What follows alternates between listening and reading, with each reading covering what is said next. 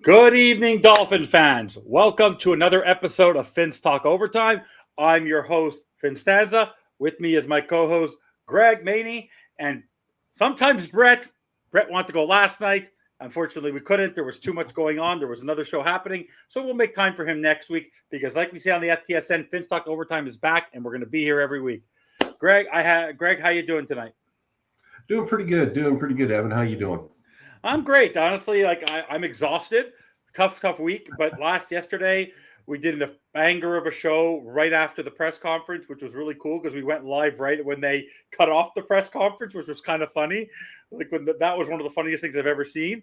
But it was great. Like the Dolphins content, like when you and I spoke at the end of the year, and like things we weren't sure what was going to be. We knew Chris Greer, but then all the stuff that's been happening since, like the constant Dolphins content on a daily basis on that the FTSN has to work with, has been absolutely phenomenal. And so for me, this has been like exhausted as I am, as busy as I've been, as stressed as I've been. Dolphins content is my therapy. And how have you been feeling? I know last week Bobby jumped in for you last minute. Yeah. How you been feeling? Yeah, so wanted to apologize for that. I was just sicker than a dog on Friday. Last week I was in Indianapolis area for corporate meetings the entire week. I took the very first flight out Friday because I couldn't wait to get home. And by about noon on Friday, I was just in the tank. I was just brutally sick. So it was not a very good weekend or anything like that. Monday hits, was in a better mood, was feeling better. And then basically every news bomb dropped all at the same time. The Bills fired their coach. Dolphins hired their coach. We had a national championship game, which was a pretty decent game, by the way, in case nobody watched it. Yeah, you learned that. You know what you learned in that championship game? That when you have the better quarterback, you usually win. I'll say it this way. It was two really, really good teams that played on Monday night, and it came down to basically mistakes and quarterback play, which a lot of playoff games do at every level. All right. In Miami made two more mistakes than Indiana, and the Indiana quarterback made a couple big plays when they needed to be made, and that was enough, So it was, but I will say this: the touchdown run by Mendoza on the quarterback draw. All right, I mean it's been talked to death, right? Oh, they couldn't get the defense in. Heatherman tried to get the call in. The defense didn't hear to get reset. It was really. But as a coach, as a former coach, all right, that was a game film play. That was studying game film. That was anticipating something that was going to happen based on a formation, and you put in a blocking scheme and a play call specifically to combat it, and you bring it out when it's necessary. And it even though it wasn't blocked perfectly because the running back blocked the wrong guy, but it was still like I said, that was a coach's play. That was a film study play. That was like, okay, they're going to do this when we show them that. We're going to counter with this, and it was just it was really good. Yeah. And from a basic football point of view, football 101, all right, Indiana's offense is basically count the men in the box and do the opposite, right? If the box is light, we're going to run the ball. It doesn't matter if it's 3rd and 7, 3rd and 8. If the box is heavy, we're going to throw the ball, and we're going to isolate the one-on-one. And I mean, it's really pretty simple offense when it comes down to it. So, yeah, no. What I learned is just pretty amazing because I know you're from that part. You're part of the Midwest. That for that team to be where they were, to be the worst team in FBS history, you grew up with it. Oh yeah, absolutely. And then for them to turn that around the way that they did. But you know what's crazy though? As much as Fernando Mendoza was successful, his brother thinks that he has a better opportunity going to Georgia Tech. So, like, you never know, right? You never know in this league. But Kirk Cignetti is like that coach where we'll talk about it a little bit when we obviously talk about the Dolphins. But Does he look included to IEP, to James Madison? Like, just because you're not sure about who the coach is and what he can do, etc. Honestly, the guy's a phenomenal football coach, and the lack of it's just way to be how he coaches a game, how he manages his team, how he manages his emotions, his expectations. It's pretty phenomenal. So, no, I was very impressed by that. Hold on one sec.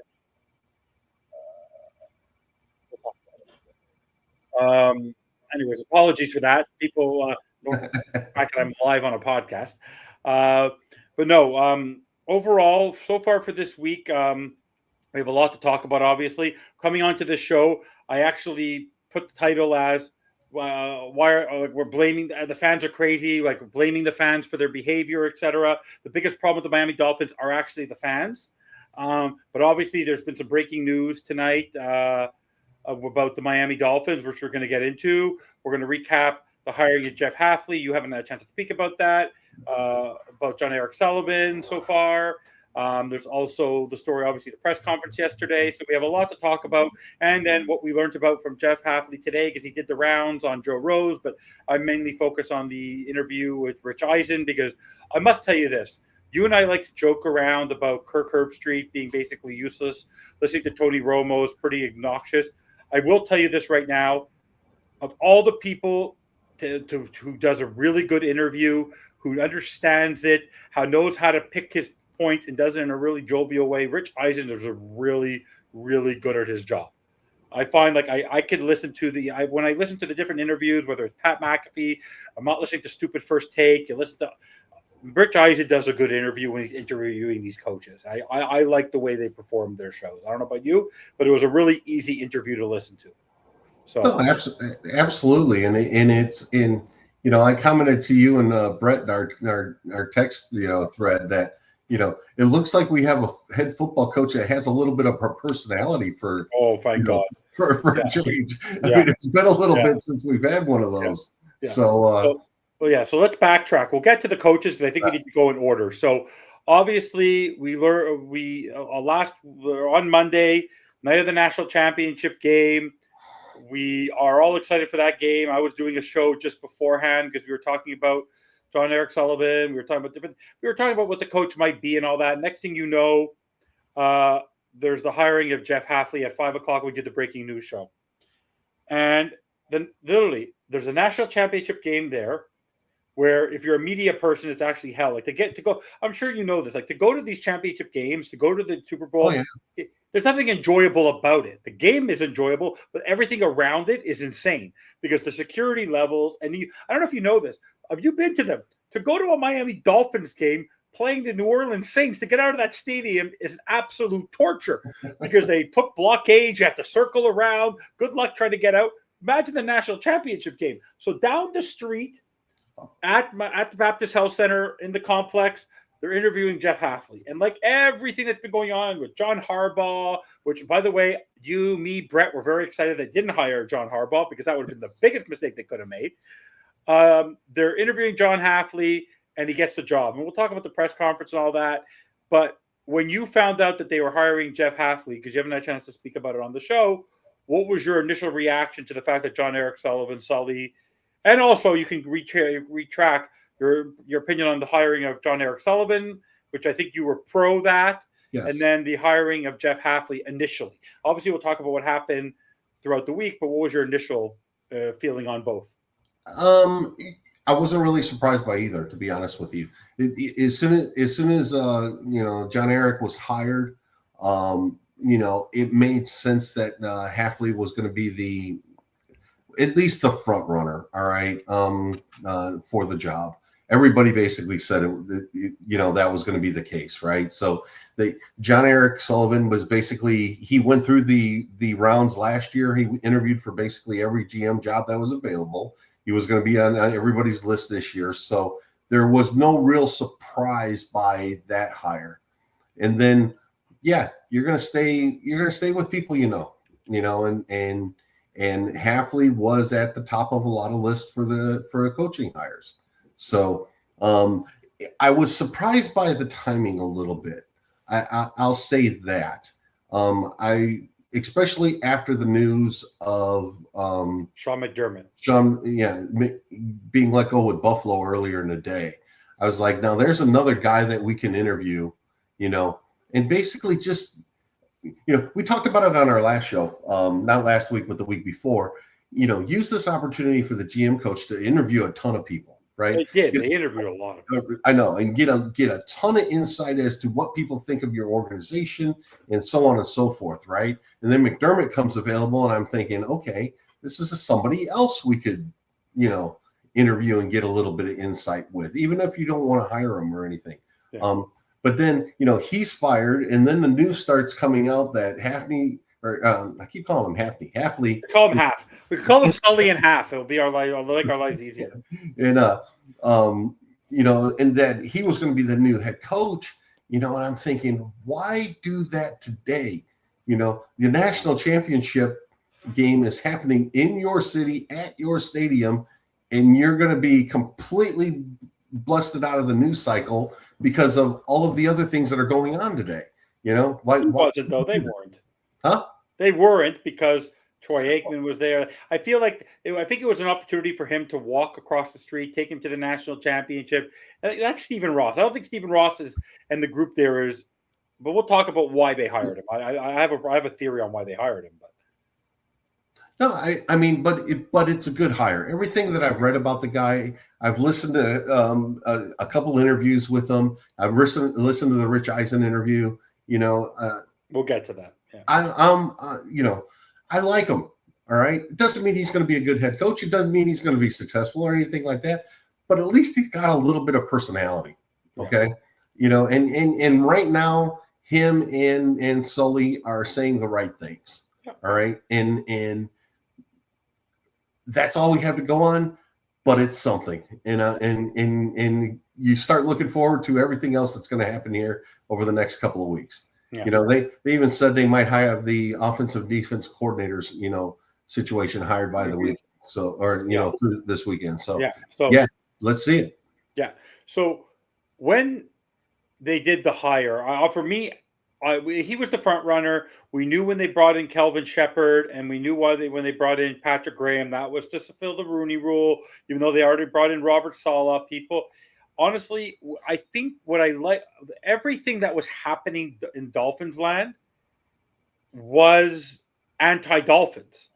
So this is why I want to take a little bit of a step back. At the beginning of the season, I said that this was a three-headed monster and they all needed a divorce. I never thought that they would ever fire a general manager in the middle of the season, very anti-Dolphins. They did it. Then they decided to fire. Then at the middle of the season after the Steelers game, I never thought they would do it. They benched Tua. Then at the end of the season, oh my God, they're keeping McDaniel. Then people are saying, well, he met with him on the Tuesday and said he was still the coach, I guess. But then something bothered him, and it was after Harbaugh. I don't think it had anything to do with Harbaugh. And John Eric Sullivan said he had no idea, because before he was really offered the job, that they fired Mike McDaniel. Who knows? I guarantee you, whatever interviews, whatever feel he was getting from the interviews with the GMs, something bothered him, and he ended up doing him dirty in the middle of an exit interview with Darren Waller. There's one fan who didn't care that he did him dirty, who made me smile, and that was me. Why? Because this is a coach who basically made me miserable and took me from my highest high to my lowest low for so long, for almost 4 seasons, that I don't care how they did it. Because if he actually thought that he was going to keep his job with the new general manager coming in, he's dumber than he actually thought he was. Because to actually think that a general manager was going to keep you, I have no idea where he actually thought that. So that's how obtuse he was about it. Like, if I was him, the writing would have been on the wall, I would have stepped away. I know you don't want to lose your contract, or I would have had a heart-to-heart with Stephen Ross in my interview. Why would you want to come back to this?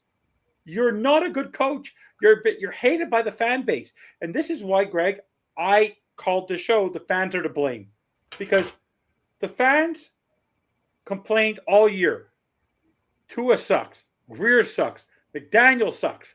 Then when they fire all these guys and try to get rid of all these guys, now we have to go get Harbaugh. We have to go get Stefanski.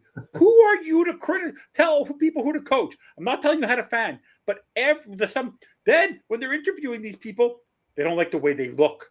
They don't like their hair. They don't like the way they walk. They don't like the way they talk. They don't like the way where they're from. They're buddy. Like, are you kidding me, Greg? Are we hiring? Is it a popularity contest when you hire a coach? Is it the way they dress? Is it the way they speak? Is it honestly? I didn't think, Greg. I thought being a football coach is about coaching. It's about teaching. I don't care if the guy has purple hair and 6 fingers. If he knows how to motivate people and he knows how to coach, hire the guy. I don't get this fan base, by the way. I thought they were bad during the Flores era. I thought they were bad during the McDaniel era. The behavior of the Miami Dolphins fan base to judge, they're doing everything Ross has never done. They created a committee. They brought in Troy Aikman. They brought in all these other people. They're fired everybody. Whether you like the decision or not, they did everything different than what Dolphins normally do. And the fan base was still upset. This is a fan base. I understand that we're wounded for 25 years. But give these people a chance. We got what we wanted. I had 3 wishes, but I'm going to let you go and give your feedback. You've seen Aladdin. You get the genie, and you get to get 3 wishes. I had 3 wishes. No Greer, no McDaniel, no Tua. What more would you want, Greg? This fan base is moronic. And Brett talks about it all the time. This fan base is stupid. They think that you can win with the running game. Floor is yours. Why is this fan base so stupid? Including we're all stupid. The fan base is very opinionated, and they know nothing. They know nothing. Well, they're very opinionated. They believe they know what's best. All right, and everybody has an opinion, right? At some point, we have. It sounds oxymoronic to say this, but you have to trust the process at some point. All right, we did. You were correct. We complained about Greer. We complained about Tua. We complained about McDaniel. So on and so forth. There's different levels of blame depending on who you talk to and who likes who and things like that. Right? That's not a problem. But we understood that it wasn't working. Okay. To figure out that's your first admission to you need to do something. How you doing, Sammy? Zeke Biggers, Sammy. Zeke Biggers. But you at that point, when you realize it's not working, you got to start over. Okay, you got to start over. You get rid of the 3-headed monster, which it looks like they're doing. We still don't know 100% about Tua, but come on, it's 99% sure he's gone. Greg, they answered the questions really in a smart way. Yes, but the writing's on the wall. You just have a conversation with this kid. Yeah, no, absolutely. He's gone. He's the opposite of what John Eric Sullivan and John Halfley stand for. He's still under contract. He's still part of the team, but for the most part, he's irrelevant, right? Can I ask you a question before you go through this? And I want to remember. I don't understand. Maybe you know better than me. No, we haven't heard anything about people being fired. So I want to get back to that, how they're doing this, but continue, please. Yeah. So you start by admitting you're wrong. You're going down the wrong path. And then you basically turn around, and now you still have several paths you can go down to get this thing right. All right. But you have to let them pick the path. You have to have faith that they're smarter than everybody else, or at least us fans, and us, as podcasters and, internet, geniuses. Right. So you gotta at least trust the thought process and the path that they chose. They're being very deliberate in this. All right. It's not some flying by the seat of your pants and, oh, this guy was a good interview. This guy did that. And they've talked to a lot of people. All right. For the GM job, they talked to a lot of people for the head coaching job. All right. You can say, yeah, Sully picked, Halfley, because of a familiarity. Yeah, that's what you do. All right. When you're starting a new organization, All right. You bring in a new CEO to your company, he's going to bring in people that he trusts to know to turn you around. Right. That's just the way this works. The Miami Dolphins are a football team. They're also a business. Yeah. All right. And you got to think of it like a business. You got to run it like a business. And you have to at least give them a chance. There's no reason to hate on either one of these picks right now. Okay. They haven't done anything yet. Okay. The draft's coming. Free agency's coming. They're going to pick OCs and DCs. All right. They just hired their special teams coordinator today. Okay. Things are going to be assistant general manager too. Assistant general manager as well. They're right? moving. They're gonna. This staff in a week. In a week from now, we're gonna know everybody. We're gonna know everybody in a week. Everybody. Yes, and you know, and every one of them is going to be criticized. Every single one of them is going to be criticized. But until they get on the field, all right, I'll just ask fans, be a little patient. Let's see what happens first before we start saying that this guy can't coach, this guy can't make picks, and so on and so forth. Yeah. So far, what they've said gives you hope. They're talking intelligently about the game of football. It doesn't mean they're going to execute. It doesn't mean this is going to get any better, but it's different. They realized where they were going was wrong. It was the wrong path. They've adjusted. And if they need to adjust again, all right, it's another 2-3 years. We've already been waiting 25. It's another 2 or 3. But that's actually the interesting part. What the fans don't realize is because they're in at the same time and because they're sort of aligned together, if it doesn't work in a couple of years, you can get rid of both. You can get rid of both. Like my biggest joy this week, because I don't know, I always make the joke when we do shows. I don't know if I'm happier when the Dolphins do well or when our compatriots in the division screw up. So when they lost against the Broncos, I smiled. When Josh Allen lost, I smiled. When I saw Sean McDermott get fired, I smiled. When Terry Pagula talked worse than Ross ever did, I smiled. When Brandon Beane, after 9 years, got promoted, that's a Greer move. That's a Dolphins move. The Bill, and you know what the best part about this is? People can criticize us for being ridiculous. Do you know how many years that the Bills went without winning a playoff game or making the playoffs? They went forever. And Josh Allen, and now they have no idea what they're doing. They're bringing in everybody. But Greg, they brought in Phillip Rivers. I know. I saw that. Rivers. I saw that today, and I was like, "Hey, they're bringing in Mike McDaniel." Okay, they're trying everything. They don't know. But and also when they did the whole, I thought there was somebody else named Phillip Rivers that they were bringing in. I thought it was the ex-quarterback. I was like, what? Keon Coleman? He should be a Dolphin because honestly, he said that stupidity, Terry Pagula, and then someone posted on Twitter like an hour later. Oh, I'm so happy that Coleman ran a 4.57. It'll be easier to pick up. That was Brandon Beane. It's like, are you kidding me?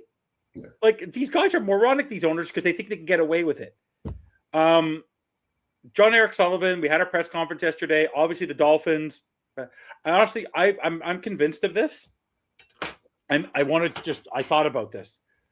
The reason why the audio was so crap is because look where they were doing it. Most times when you do a thing, you do it inside of a closed room or a room that acts like a hall. They were doing it inside of the indoor stadium, which is made of metal in wide open space like it's a barn. And I think the connection there, you don't typically do a press conference inside of a metal stadium like that. Like you don't really do that. Like it was in and out. It was very weird. You're trying to connect with the podcast, with the audio. It's not professional cameras the way I think it was just, anyways, it actually didn't mind it because Ross, not hearing what Ross had to say so much was really, really good. But no, once they sat down and they did the press conference, I thought it was pretty good. I really liked, you know what I liked? First talk about John Eric Sullivan. His raw emotion, his path, the Green Bay story, developing the way he is. He looks like a guy who we're going to see around. He's going to be a guy who's going to do regular. It's not going to be, we're going to see him now. We're going to see him at maybe the beginning. He will meet with the media regularly. This isn't a guy who's going to be hiding from the fans. This is a guy, we'll talk about him first. I like his very timid, but very strategic. He looks very football. He looks like he has a football IQ as an executive, and it helps that his father was a coach in the league for 5 decades. But he looks like a very, very smart executive who learned from very, very smart people. What are your initial thoughts on John Eric Sullivan? Yeah, and he's personable. He speaks well. All right. People don't understand, I think, or fully understand the importance of communicating to the fans, to the media. All right, getting your ideas across. Being personable, being passionate. Okay.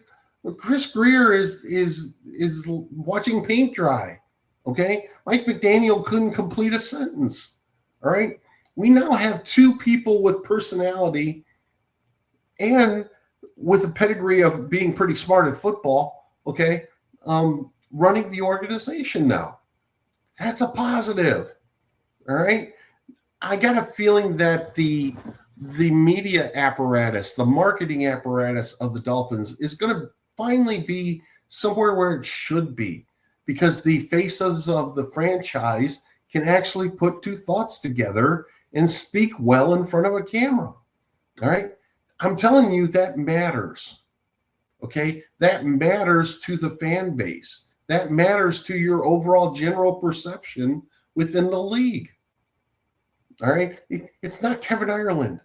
It's not Jeff Ireland. Jeff Ireland. It's not Jeff Ireland, who is a complete idiot in front of a camera and a microphone. All right. It's not Chris Greer, who basically talked once a year and then didn't give you anything. This is different. It just feels different, and it feels good. And if anything to the fans, I want to say is embrace the good. Yeah. It's good. This is different. Enjoy this. Yeah. By the way, they posted. We'll watch it afterwards because we're doing our show. But they posted this the video of his first day yesterday, Jeff Halfley, and it's a really detailed interview at the beginning of a new era. I want to watch that after. Everyone, just take a look when you have a chance. It's on X, on Instagram. It's for a while. It's almost like a 7-8 minute video. I want to watch it after.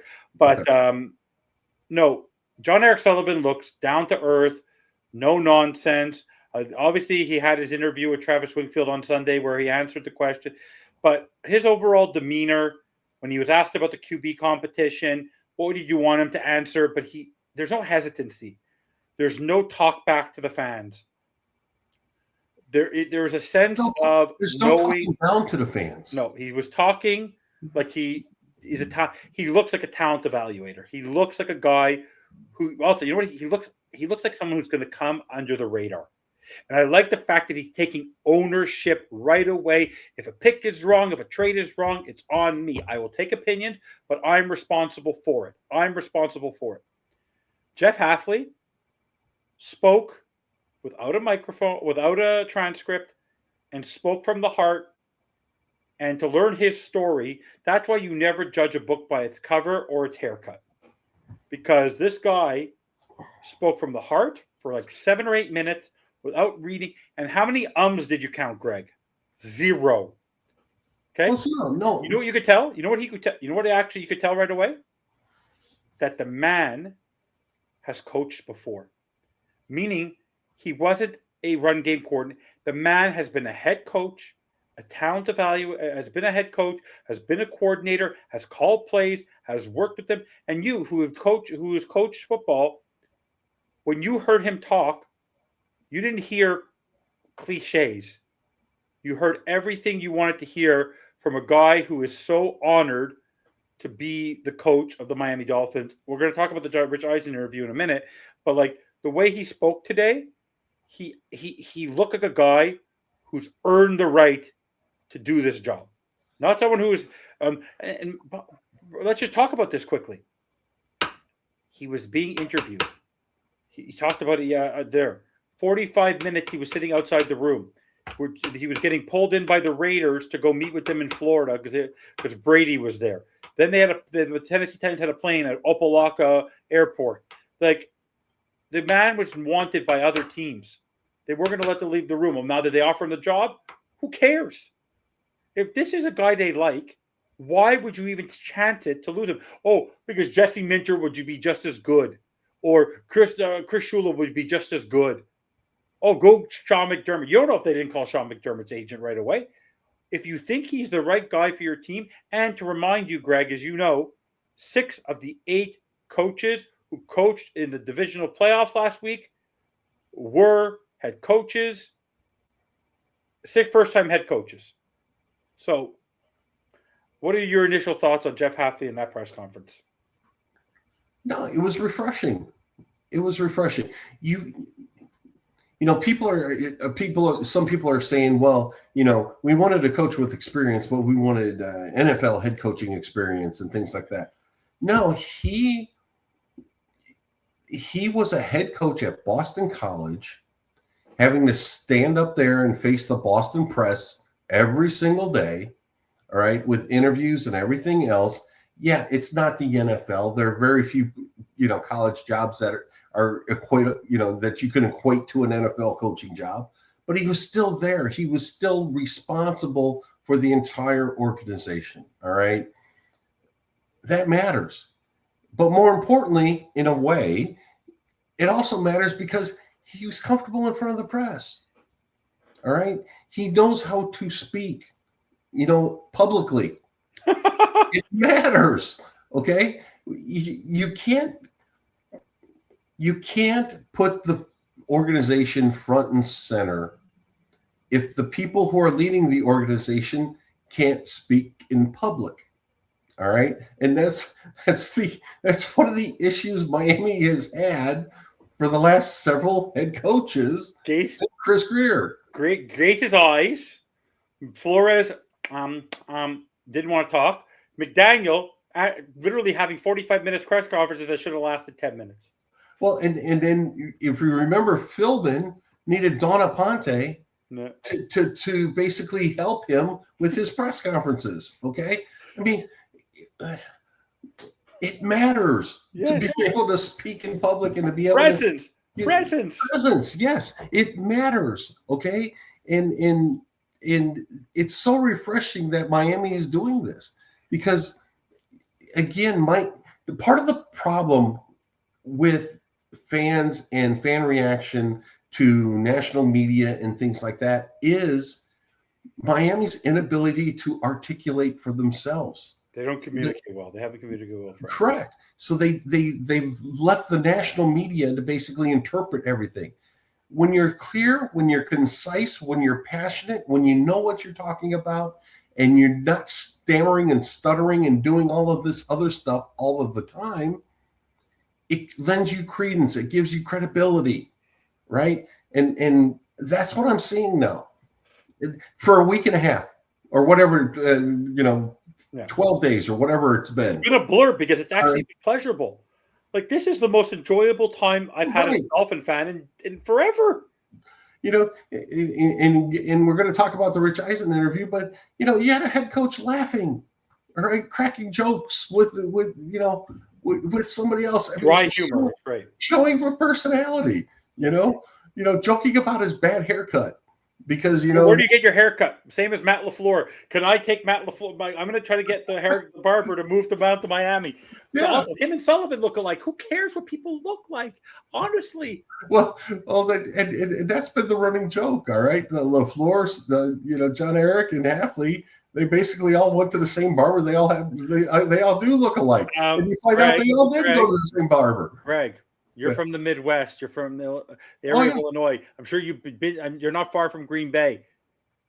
They'll be lucky if there's one barber in Green Bay. Like, what are they talking about? Most people who are Packers fans don't even really live in Green Bay.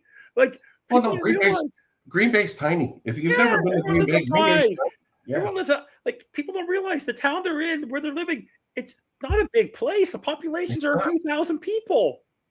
Yeah, no, it's a small town, and it's a nice small town. There's nothing wrong with Green Bay, Wisconsin.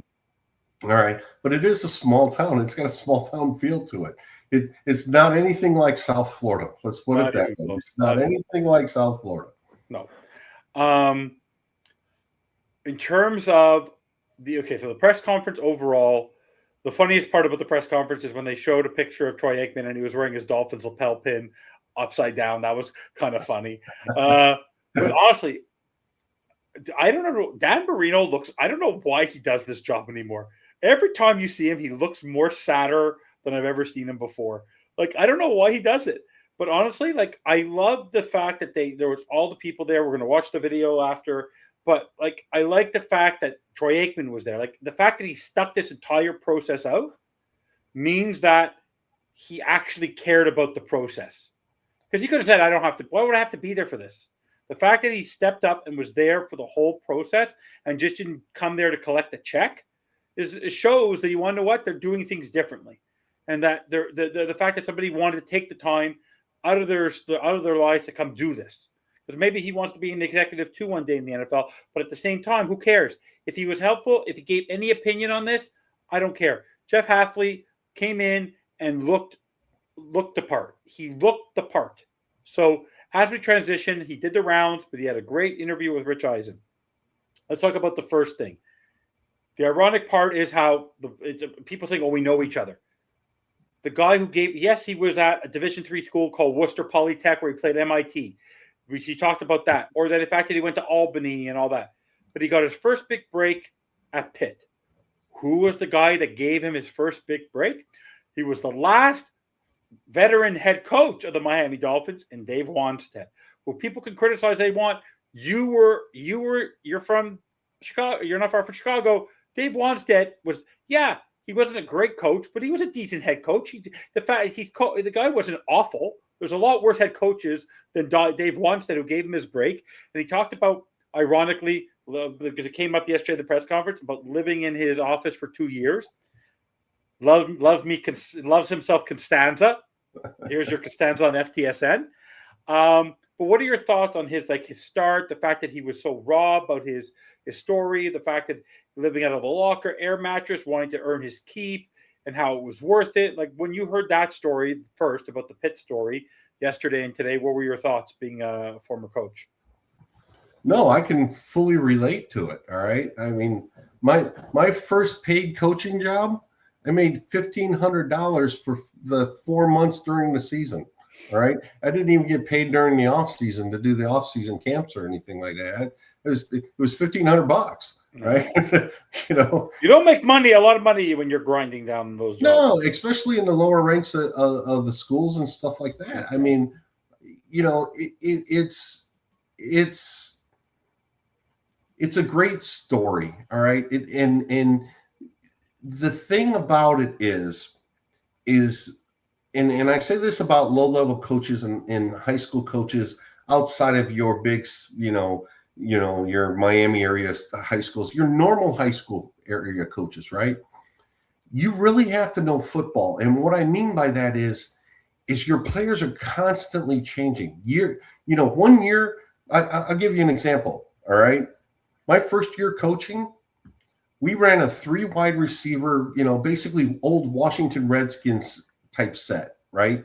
3 wide receiver, tight end, 1 running back. When most everybody else was running, fullbacks and multiple tight ends and things like that, we just didn't have the personnel for that. And we were a heavy passing team, all right? The very next year, I had to learn to wishbone because our quarterback at a Division III school was a wishbone quarterback. He couldn't throw. I'm in a 12 by 12 room right now. He couldn't hit one of the walls standing at the other wall because that's about as far as he could throw, right? But man, we had to learn the wishbone.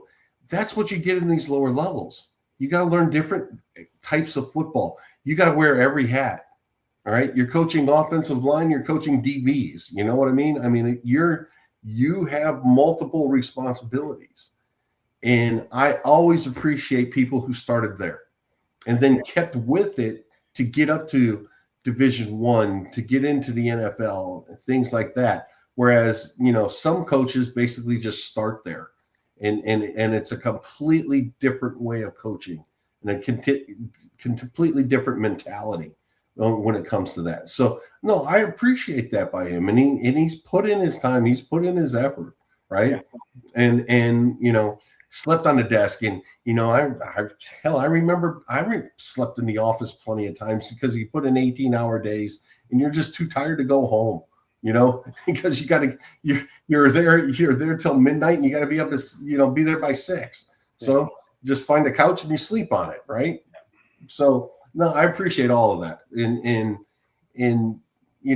part of because of that, because of some of the things that I went through, as a young coach, I appreciate that, and it's going to make me root for him more. Yeah, because everyone, when Mike McDaniel was the coach, his story, ball boy, the suffering he had, which we wish him all the best when he had to suffer through it with when he was at the Falcons, and he became a recovering alcoholic, and all this kind of stuff, and the story about every coach has a story. But everyone was so focused on where he's coming from and losing a game, because of how Green Bay performed in the end of that game. You want to know? I hate to break it to you.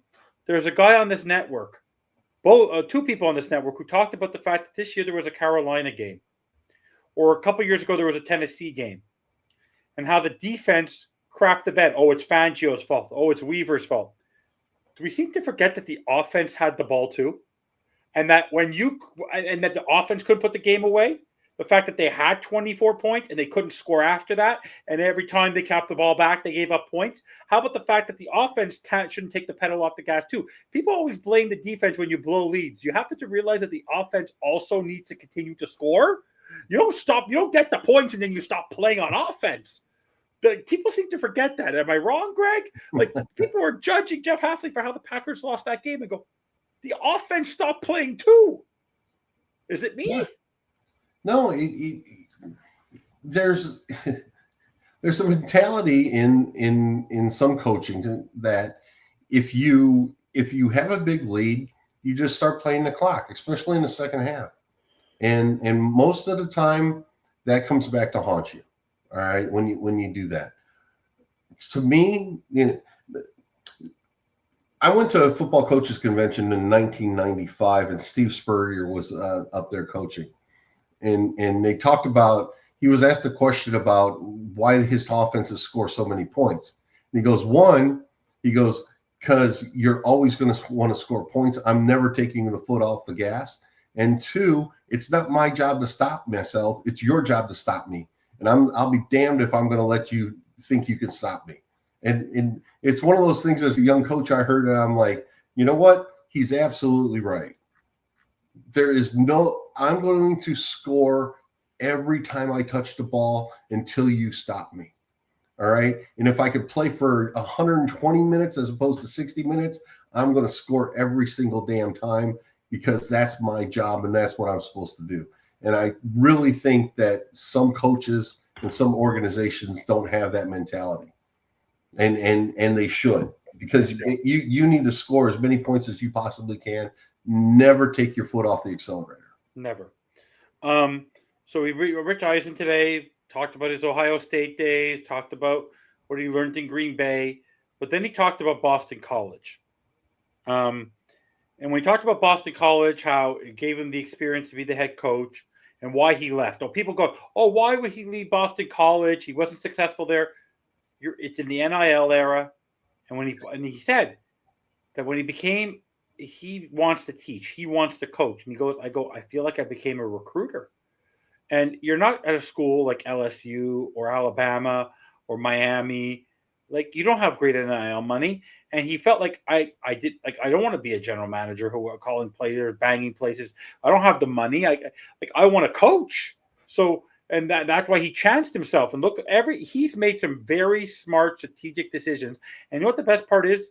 Unlike our previous head coach, who had to follow Kyle Shanahan wherever he went, or Brian Flores, who basically was part of the Brian Belichick tree of failures in Matt Patricia and Josh McDaniels and Romeo Crennel and Joe Judge, and I could keep going and going and going. The guy took chances wherever he went, and he earned his keep. So when you heard the whole decision to chance it to go back to the NFL, not wanting to deal with the NIL era, what were your initial thoughts on that? Well, yeah. I mean, he strikes me as a coach first, right? I mean, the great thing about college football is that you're dealing with a bunch of kids and things like that, and for the most part, they want to, be there, right? There's some that don't, but for the most part, they want to be there. They want to learn. They want to try to get to the NFL. All right, and as a coach, that's what you're trying to help them with. At the level I coached at, basically, you know, no scholarships or anything like that. They volunteered to come out and get the crap kicked out of them every single day at practice. You know what I mean? So it's just one of those things. But he is a pure coach.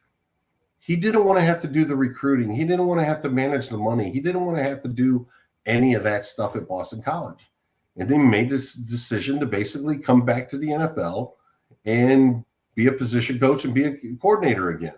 Right? I mean, it's again, it sounds like that, and it feels like that coaching is just who he is. That's what he is. That's what he wants to be. And there's nothing wrong with that. There's nothing wrong with that. Hafley and Sullivan joked about dressing alike since everyone says they look alike on the video and posted on Dolphins. Yeah, we're gonna watch that after, Rob. But no, who cares? Honestly, I rather people who are in unison than the cluster F that we've had for how many years, where there was no connection between these guys because everything was forced into each other. There was always an ultimatum. You want the job, you have to keep this person. You want the job, you have to use this quarterback. You have this job, you have to have that office. Let them be in unison. Let them. Why do you think that when Andy Reid got a job, he brought in his general manager, he brought in his assistant? You bring in your people because that's what works. They wanted to hire Liam Cohen in Jacksonville, which worked out pretty well for them in year one. They got to pick. He said, "I'm not coming to work with Trent Baalke." You do what you need to do to give the unison and that sense of camaraderie and everything. And if anyone wants to criticize success of Green Bay, so there are so many teams out there. The success of the executives of Green Bay, whether you look at Seattle, is proof in the pudding. And I want to just mention this before we continue on the interview, that when the cluster stuff, the bad PR, the way the Dolphins act, when do you ever hear bad PR from Green Bay? Green Bay doesn't. No, you don't. And the teams that you want to emulate basically have really good PR. Yeah. All right. And again, I'm we bring this up as a joke, but the players and everything voted Miami as one of the best places, if not the best place to play, right? Best facilities, to get treated well and things like that. That's a positive. World Cup will be there. National championships. The World Cup's going to be there. The world, it's a destination place. If people want to come to Miami, it's we can criticize how bad the team is. It's fun to go to the stadium there. It's fun to be there. Correct. And they do it right. Yeah. But when the front people of your organization are Mike McDaniel and Chris Greer, and this last year Tua just keeps throwing gasoline on fires and stuff like that, and you're not well spoken, it matters. It affects you. Yeah. So now it's completely different. The vibe is completely different. And like I said, for the week and a half here, it's been fun. It's been different. Embrace it. Enjoy it. Because you know what? Once they get on the field and once they start doing things on the field, we're going to have lots of things to criticize. But for right now, enjoy this. Yeah. So the best part of the interview for me, which is, I want you to take the time to talk about it. I wish Brett was here too. The one thing we always talk about in our little chats offline during games, the only way the Dolphins are going to win if they run the ball. And then all of a sudden we score 10 points all game. When he talked about that, he's going to call plays because his job and his passion is to control explosion.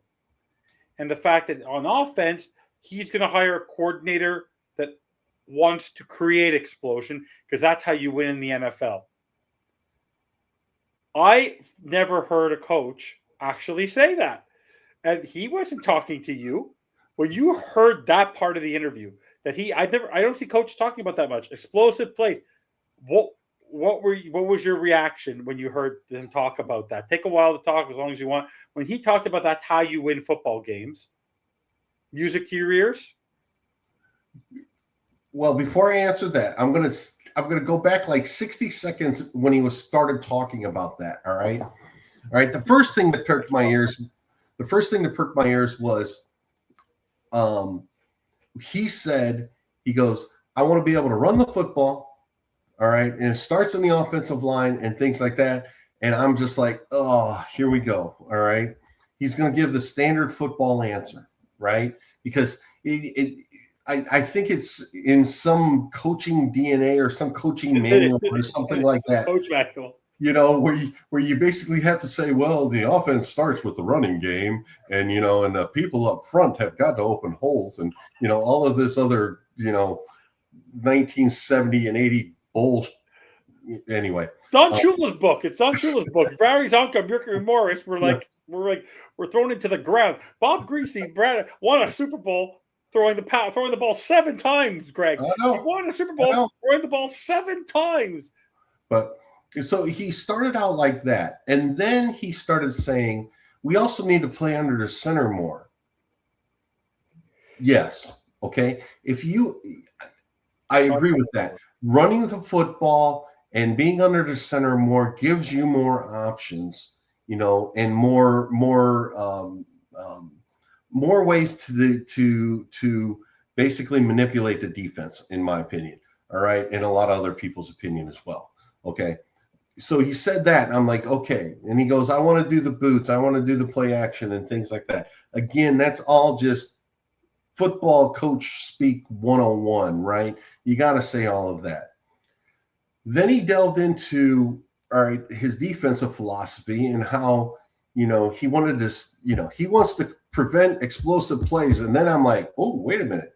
All right, here we go. It took him 45 seconds, but here we go. All right. And then he started talking about his offensive players wanting to create explosive plays, because if a defense is trying to prevent them, the offense should be trying to make them work. And we talk all the time, all right, all through the year, the 2 years we've been doing this together, how important explosive plays are to an offense. All right. 2023, Miami had a really, really good offense, scored a lot of points because they were one of the best teams in the league at explosive plays. All right. You are 4 times more likely to score points on a drive if you have one play of 20 plus yards. Okay. In that drive. That's important to get those types of plays. In the last 2 years, Miami's offense hasn't been that great because they're not very good at explosive plays. What's the time we had a deep ball? Can you count the number of times we had a deep ball touchdown this year? I don't remember. Not very many, if any. I mean, not on the ball in the field more than 30, 40 yards. Yeah, not on a pass. They were few and far between. If you look at the numbers, you can see that. But him talking about explosive plays, yes. All right. Him talking about defenses stopping explosive plays, yes, that's what they're trying to do. The only thing that he could have said that would have made me even happier would have been, yeah, and we want the other teams to run the ball on us because that makes it much less likely that they'll have an explosive play. All right. He wasn't going to get that. He wasn't going to let that cat out of the bag. No, probably not. All right. Yeah. But me and Greg Olson talk about that every now and then. Yeah. So, but no, it's just, he gets it. He's articulating what football people have understood for a little while now, in my opinion, as to what makes good offense and what makes good defense. All right. Good offense, creating explosive plays. Good defense, preventing explosive plays. Oh, and Greg, where do they? Which particular position stops most of the explosive plays? Oh, it's mostly in the secondary. And where, outside of being a defensive coordinator and a head coach at Boston College, do you know what position in his career Jeff Hafley has spent most of his career as an assistant coach? Do you know what position? As coaching DBs. Yeah, That's a good sign, right? Isn't that a good sign? It is a good sign, and most of your good DCs are basically ex defensive back coaches. All right, because they understand how the front dictate or how the back dictates to the front, and things like that. So, look, again, it's been a week and a half. He's been here less than a week, but they're saying the right things. They're saying things that I appreciate as a football guy, and they're saying things that should be obvious, but aren't necessarily obvious to most fans. Yeah. Oh, and one of his years there, you know who he coached? Yeah, Darrelle Revis. Darrelle Revis. Do you know who was on that one of those teams? Well, Sean McCoy. It's not like these guys who are praising him, or Richard Sherman praising him, Micah Parsons praising him. It's not like these are Joe Bull players who are stepping up for a guy who had 6 or 7 interviews in the cycle. There's 10 freaking jobs out there, and that didn't include Buffalo at the time. But the guy literally was wanted everywhere. So why? Like, that's a sign, Greg. Like, Mike McDaniel no one wanted him. Think about that. No one wanted Flo. We hired a guy who was wanted. Yeah. So one of the things he said in the Eisen interview that stuck with me is he, he wants to connect with people, right? At a professional level, and I've never coached at a professional level. I've talked to professional coaches, on several different occasions. All right. But one of the things that people don't realize is you have to be able to connect with your players at some level. You can't just coach them without any connection, and you need to establish a connection as a coach. All right. It's easier to do in high school. It's easier to do in college. In the NFL level, it's hard to do. But him actually going out and saying that he needs to connect with people is different than what we got with Flores, because Flores didn't connect with hardly anybody. When he was here, and then McDaniel as well. I don't know if you saw that article. Bobby was telling me a former Browns coach. I'm trying to remember Cleveland Browns. Let me just look it up while there's Cleveland Brown coaches. There was a guy who was interviewed, coaching history. Just going to pull it up because there was a guy. His name was who is he here? I can't remember if I can find him. Mike Pettin. I think it was Mike Pettin. He connected. I think he's with the. Was he with the Vikings too? Yeah, he was with the He's been with the Minnesota Vikings this year since 2022. And when someone asked him, "What do you have to say about Brian Flores?" he goes, "Not much." No, I didn't see that. Yeah, so that must tell you something about not being a people person. Well, in not being a people person, and again, inability to connect with people, right? And once you connect with people, then you can demand more of them, and they'll demand more of you. All right, and it's something that for me it just stood out in the Rich Eisen interview. I mean, he talked about trust and belief and all, and all this. Again, that's football coach 101. Yeah, but he spoke well about it. Like, he didn't speak about it like he spoke about it in a really coachable way. It wasn't. I don't think that was coach speak the way he said it, right? Because it seemed very passionate about it. Yeah, well, he's passionate about it, but to me, it's like every coach is going to say that. Just the same thing with toughness. Mike McDaniel will never say things like that. You're gonna, we're gonna be tough. We're gonna be mentally and physically tough. Well, okay, yeah, you play football. You have to be those things, right? But the thing that really stuck out was the connecting, the ability to connect to people. Because he educates. His parents are teachers. Mom was a teacher. Like, there's an educational background there. Yep. Yeah. So I keep saying it. It's enjoyable so far. Let's give him a chance. Let's see what happens, and introduce him to a good Miami bar. Here, I'm going to give you an example. Fans, everyone watching, don't forget to like and subscribe. We're brought to you by Caneswear. Caneswear will also be having a podcast talking about stuff with the transfer portal in about 15 minutes. Also on FTSN. But no, when you think about Think about this. Imagine waking up tomorrow, Greg, and all this was just a dream. And I hate to break it to you, Greg. I sent you a text message tomorrow morning, you and Brett, and it was an April Fool's joke. And Chris Greer, Mike McDaniel, and Tua Tagovailoa will be back for the 2026 season. Just picture that. What happens to all fan bases when that happens? There would be a riot. Okay? Think about that. Mike McDaniel, Tua, Chris Greer, to John Eric Sullivan, Greg Halfley, fresh start, new coordinators, new quarterback.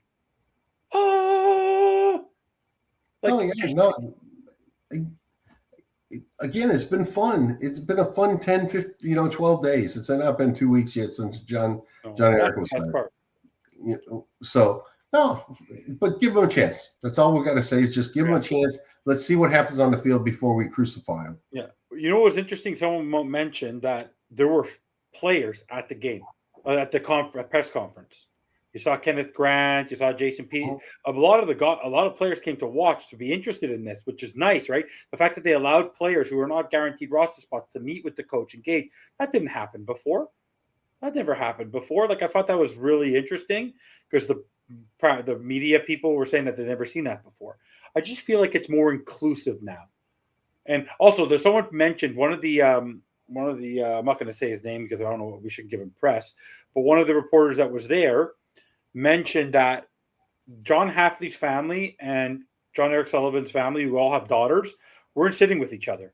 They're from Green Bay. They've been there 2 years. They were engaging with each other. They weren't hanging out with each other. Like, it wasn't like buddy. So people saying like they have each other over for Friday night for a Sunday barbecue, like they have a professional relationship and the adults have friendships. Just because I'm friends with somebody who I work with doesn't mean that my wife and then my kids are friends with those kids and their friends because I work with them. Like, that's what people have to say. Oh, Brett, would you like to join? Guys, somebody wants to come. Okay, so while we're doing that, let me just take a moment there. I want to ask you while I'm doing that, what was your initial reactions to Mike McDaniel turning down the Browns job, getting around the coaching carousel? What were your thoughts on that so far? Because what I found interesting, Greg, was for a guy that people said is such a hot shot, the man hasn't got a head coaching opportunity yet. He is now taking the job with Justin Herbert to try to prove a point about the fact that I did my best with Tua. Let me go after the guy that everyone else wanted in Miami. So what was your initial thoughts to the fact that also he's still interviewing for the Bills job, the Raiders job, so he can actually leave these jobs, he can leave the OC job, not spend one day there. Yeah. So what is your initial thoughts on Mike McDaniel's coaching carousel for such a guy who's a big shot, has 9 other opportunities, Greg? So far, he doesn't have any opportunities. Well, I think he really wanted to go back west. His wife's from there. His wife's from the West Coast. He wanted to get back out West Coast. It sounds like he could have gone a couple other different places, but he chose San Diego, which I can't really blame him. San Diego's, Southern California, that part of Southern California is pretty beautiful. So I kind of understand it. He doesn't need the money. Ross is still paying him. He's going to make he's Ross not taking a pay pay everybody. cut. Well, Ross is paying everybody. I can't remember where I saw it or where I heard it from, but I guess the Raiders are paying 4 head coaches right now. So yeah, there's that, but he's going to land on his feet. He's going to get another head coaching job. I have no doubt in my mind that that's going to happen. And if he wants to basically take a year, let him take the year. No, he'll be the general. He'll be the coordinator in the Chargers if he is. And by the way, I can bet you this right now: if he does get the job, they haven't made the official schedule yet. But if he does become the OC, fan club weekend, the Chargers will be back.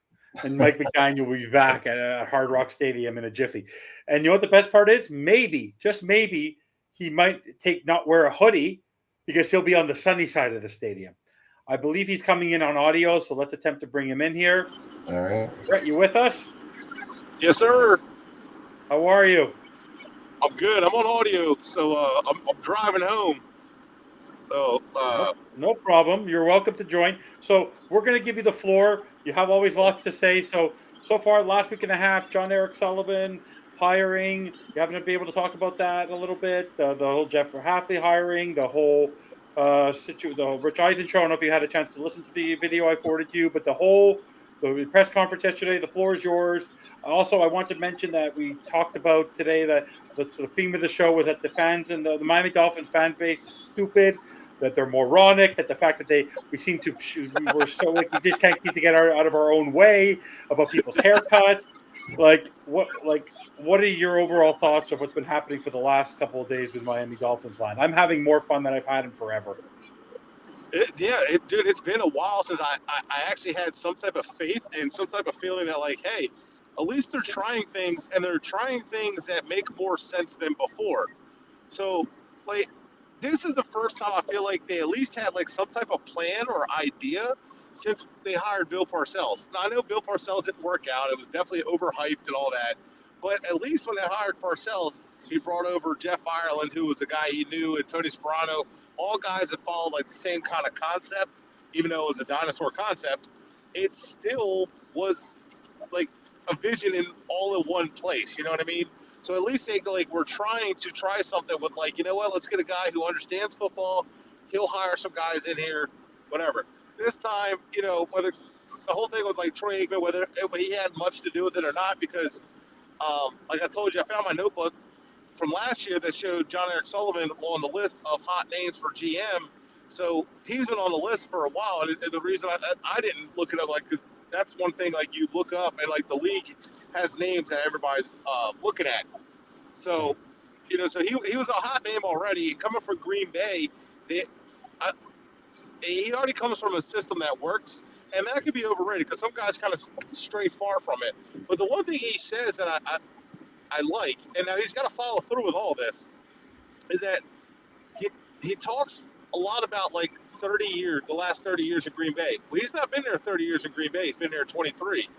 So what that tells me is that even though he was there for 23 years, wasn't there for the whole time, he's still ingrained for what they had started 30 years ago, which means he has respect for a system that Ron Wolf put in place 30 years ago, like before his time, which means he's not looking at it like, oh, well, you know, that's the way they did it. I got my way of doing it. Everybody's got their own like little spin on things, and that's okay. You know, maybe he's more pass heavy guy, where some other guys in Green Bay might be, I don't know, they might like run a little bit more run heavy kind of thing, but it's the whole concept is basically going to be the same. You know, so for me, it's like, the way he's talking about it is just great because he's not worried about like, oh, well, you know, I'm going to try to do things my way. He keeps talking about how thankful he is for the time he had at Green Bay and what he learned there and how he wants to apply it. And the guy is, I love the fact that Hafley was like, dude, this guy's like doing his homework. I haven't even got to look at college guys. He's like, oh yeah, the guy from Miami there, he's the this, and this. He comes from this. And he's like breaking down these players. I'm like, see, I like it. Maybe because I used to be like a diehard draft nerd myself, but I like seeing at least a guy who has passion. This might all be terrible, but at least we have guys who are energetic, who are youthful, who are fun, and give us a little hope. And then Hafley, I like the way his mannerisms, the way he talks, the way that both of them could form complete sentences. You know, I love the fact that Sully is actually has a personality like Greer did.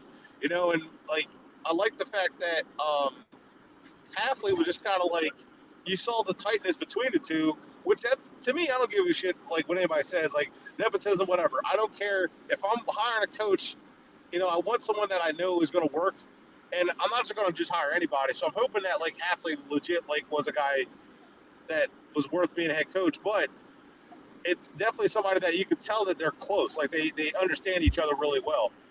And, you know, so, and then Hafley talking about, like, immediately talking about his starting at D3.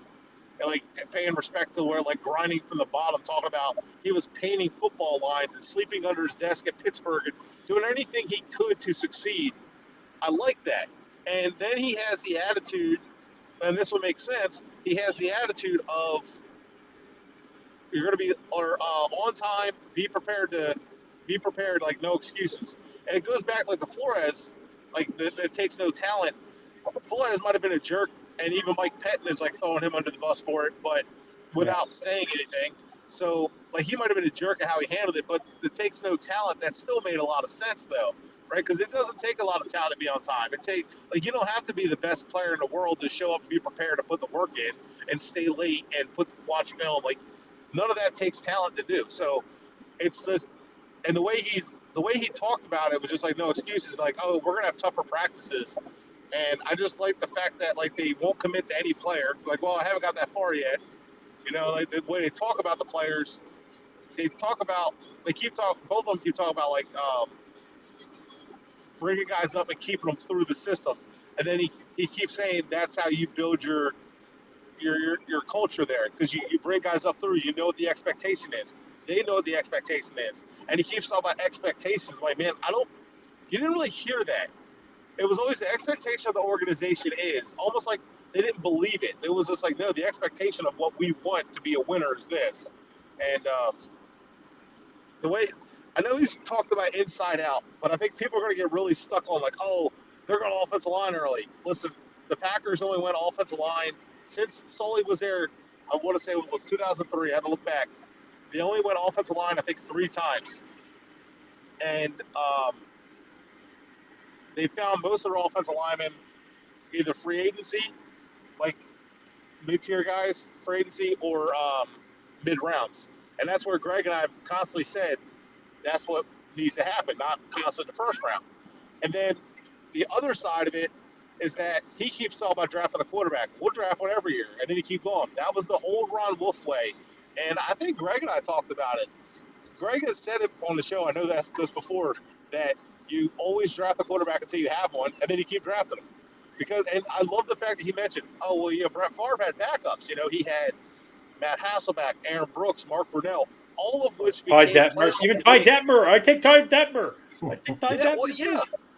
Andy Reid poached him and Ty Detmer ended up backing up the Eagles for a while. Yeah. So, like, these guys, like Matt Hasselbeck ended up going to a Super Bowl. Aaron Brooks ended up winning a few playoff games for the Saints, and the Saints were awful then.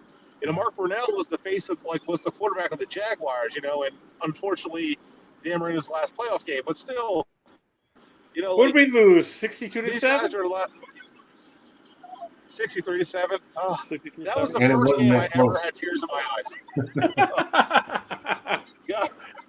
Shit. So, like, looking back, like, dude, that's awesome. The fact that he's like, we'll draft the quarterback. And it goes to what I said, like Drew Allar's a guy I really like in his draft. And I'll just use him as an example. Let's say we get him in the second round because of the ankle injury, which I doubt. I bet he goes in the first. But if we get him in the second round, all right, well, there's no pressure. You got him in the second round, whatever. And then you can still draft one in 27. And guess what? If they both hit, well, then you can trade one.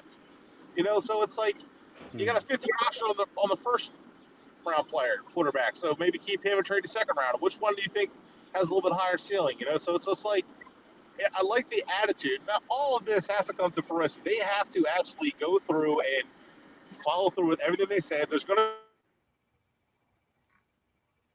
but what I want to see from them is if you miss on a player, move on. Admit it, move on. Like just, oh, shit, this didn't work out. Let's move on. Or I liked what Parcells did with Pennington, where they went and got, what's his name now? McCown. Josh McCown, yeah. Yep. And then when Pennington became available, they went ahead and grabbed them. They upgraded. Like, oh, we signed a savvy veteran and McCown, which none of us, I don't think any of us looked at it like, oh, it's an awful pickup. It's like, oh, we're 1-15 team. At least a savvy veteran would be nice to watch. And then they went and got Pennington and it just completely changed. But, so for me, it's just like stuff like that. Like just being willing to upgrade it and not being like, oh, well, we already got that guy. Well, shit, maybe you can still upgrade. So, yeah. No, that's what I'm excited about. Yeah, but let me ask you this question because I think it was something that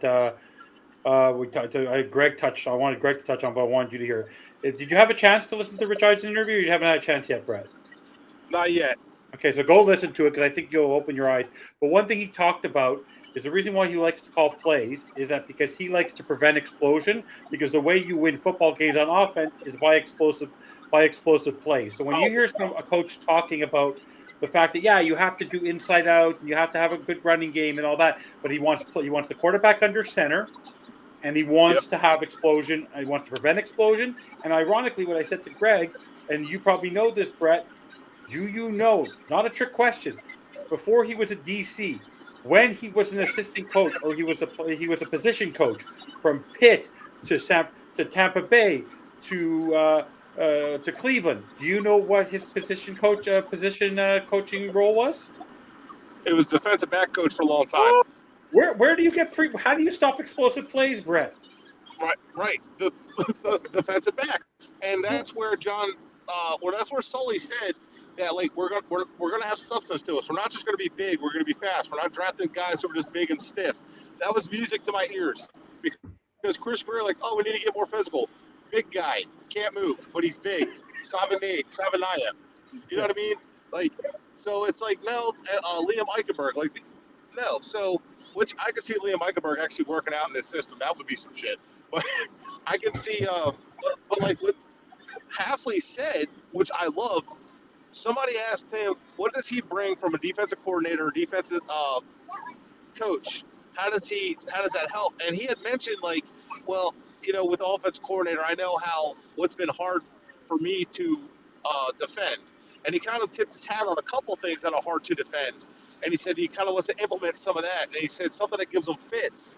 And he's like, that's usually difficult for a lot of us coaches to defend.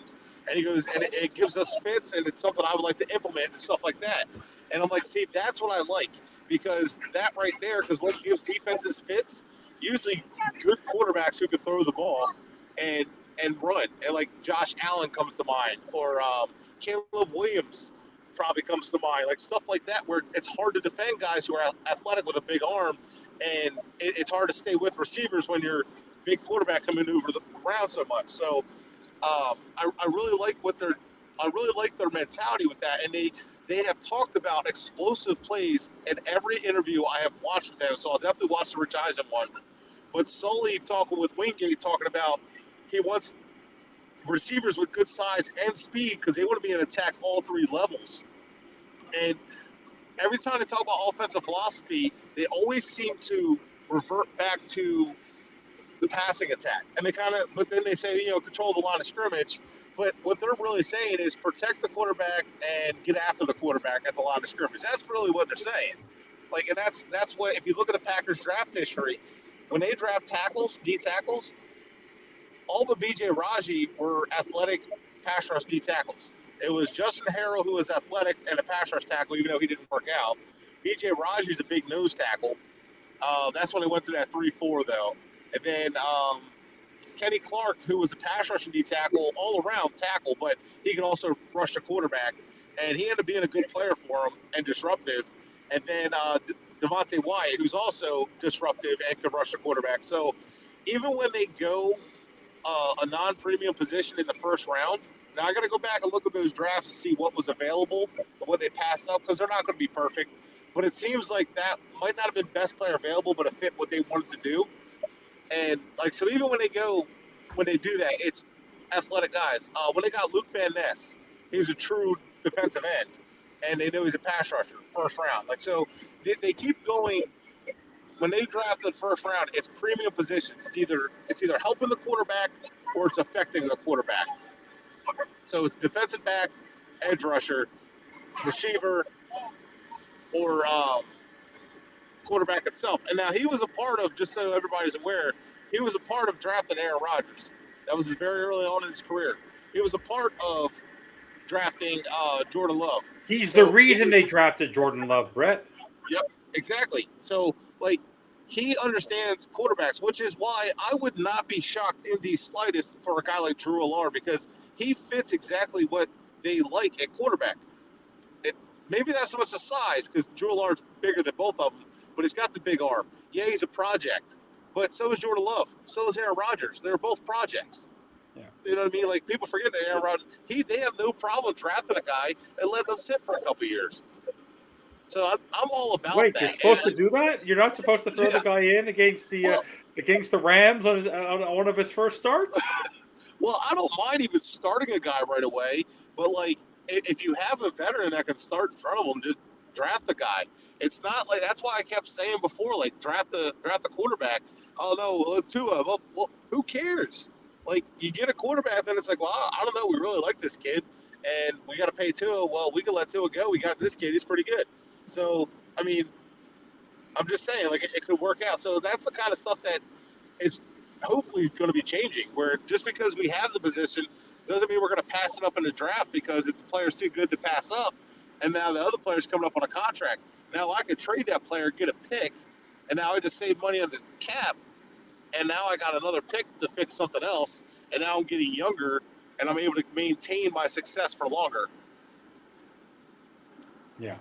No. So overall, Greg, what do you have to say to we've allowed Brett to speak for a little bit. What are your overall thoughts on what Brett has had to say so far? No, he's spot on. It's like he talks to somebody with a little bit of intelligence here and there. I mean, yeah. Playing, Brett. Just playing, yeah, Brett. we enjoy you. Well, Greg, now that you're back to the living. Yeah, no kidding. No, I almost sent a message to Greg tonight. Oh, are you alive tonight? Are we having a show? But no. So what I actually liked about the fact that this guy, they seem prepared. Like the fact that he said on Rich Eisen's show today that by the end of the weekend, Greg, and we're going to transition, Brett and Greg, that we're going to transition to this in a minute, is the fact that he plans to have his coordinators, pretty much his key coordinators in place by the end of the weekend. So let's talk about this a little bit. So I'm going to first talk about the general manager part of it first, and then we'll get to the special teams coach. So they hired former assistant general manager Kyle Smith of the Atlanta Falcons, who actually was injured. There's things going around X about the fact that he was asked about the Green Bay stuff because of when they drafted Michael Penix. But the guy looks like a cross between Steve Nash and Kyle Shanahan. When you go look him up on Wikipedia right now, Greg, the man literally looks in his Wikipedia page like he's Steve Nash and Kyle Shanahan all wrapped into one. To give you a little history on him, he's 41 years old, former wide receiver at Youngstown State. He played for the Minnesota Vikings, the Tampa Bay Buccaneers. Then he went to NFL Europe. Then he played in the Arena Football League, and then he actually came to the CFL. He's been in the scouting intern. He's a little younger than John Eric Sullivan, but sort of similar focus. Washington Redskins scouting intern. Then a scout with the Washington Redskins from 2011-2016, but started there in 2010.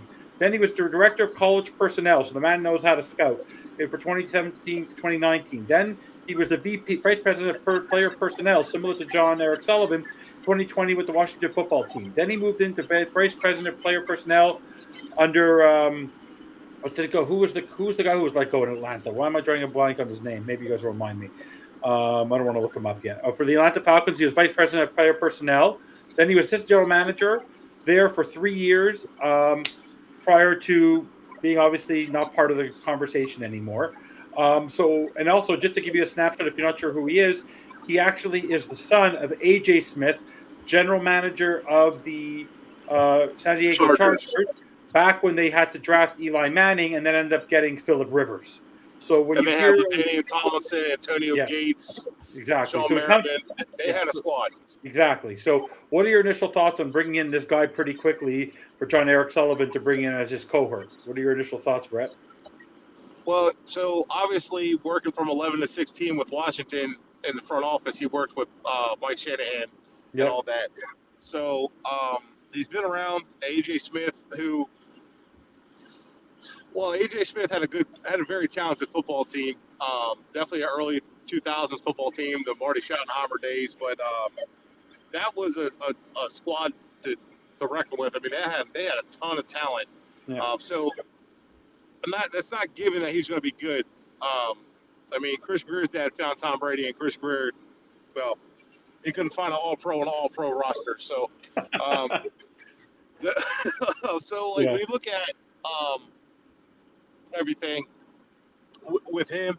I mean, at least he has the Shanahan ties and all. And the reason I say that is because it seems like those ties matter from Green Bay time more recently, the last, 8 years or so? Yeah. So it also kind of lends to maybe they're bringing him in to help a little bit because maybe they're actually going to go that route for offense coordinator. Slowick, who is currently on our roster, and Evan, I think you had pointed to him as a possible offense coordinator for us. Yeah, and he's also being interviewed by Nick Sirianni and the Eagles too. Yep. So I could see that, him staying there. And that being the case, and kind of going with that system. But even without him, outside of him, I could see them going that direction in general. There's some guys that could pique interest for them. So, I mean, but all in all, it just seems like they're going after not just people who are, I know these guys will bring them in. They're not just picking Green Bay guys. They're getting some outside perspective. And you see what they had in Atlanta. They had some talent in Atlanta. Obviously, it kind of fizzled out, but at least it's, for me, I like the idea of not just getting guys who are, these are guys for Green Bay. No, we're going to get guys from all over. We're going to get guys kind of like, that have similar backgrounds, but give us a different perspective so we're not just stuck in our ways and say, like, oh, you know what? We didn't think about doing that before. Why don't we do this? So. Yeah. Greg, what are your initial thoughts on hiring Kyle Smith as the assistant general manager to Sully? Yeah, I mean, I don't know much about him other than, what I've read and what you were just talking about, but I just like the fact that they're moving quickly. You know what? I mean, there's no. Well, that's how I agree. There's no hesitation. They're also taking people before other people form their staffs. Because, guys, a third of the league is looking for coaches. A third of the league. Correct. Yeah, correct. That's insane. It's insane. And it's one of the reasons why you have to act as quickly as what they're acting, and because who would have thought Chris Greer was such a bonehead? Brett, 2020. I couldn't imagine.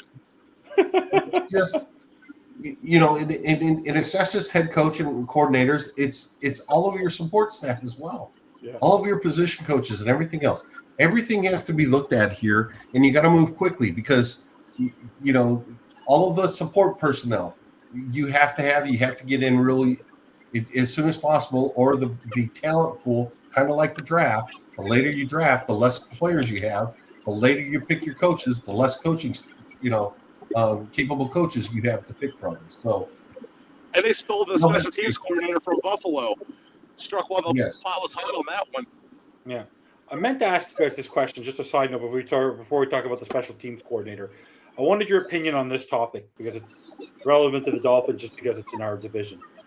It was talked about today, Pagula putting his foot in his mouth all week, but they announced yesterday that Josh Allen, because you once said this, Brett, which is I understand it, the perspective. If you get a veteran head coach like an Andy Reid or Sean Payton, they can have the right to bring in their own general manager. But in my life, I've never heard of a coach, because I don't think Lamar Jackson picked Jesse Minter. Jesse Minter's the DC. Yes, he was there before, but he didn't pick him.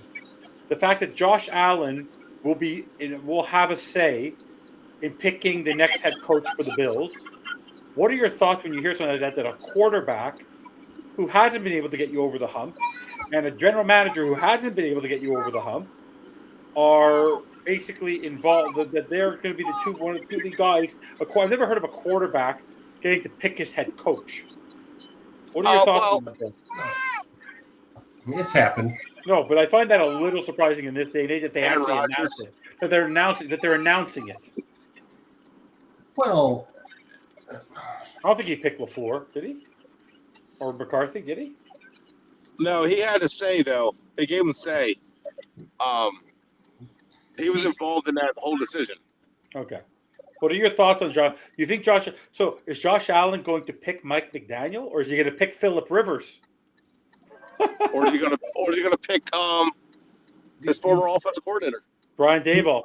But no, don't you find that interesting? The only reason why Phillip Rivers is in the conversation has to be because of Allen. Yeah. Right, yeah. Because I mean, Philip Rivers would make one hell of an offensive coordinator. Yeah. But The I only don't know about problem head is coach.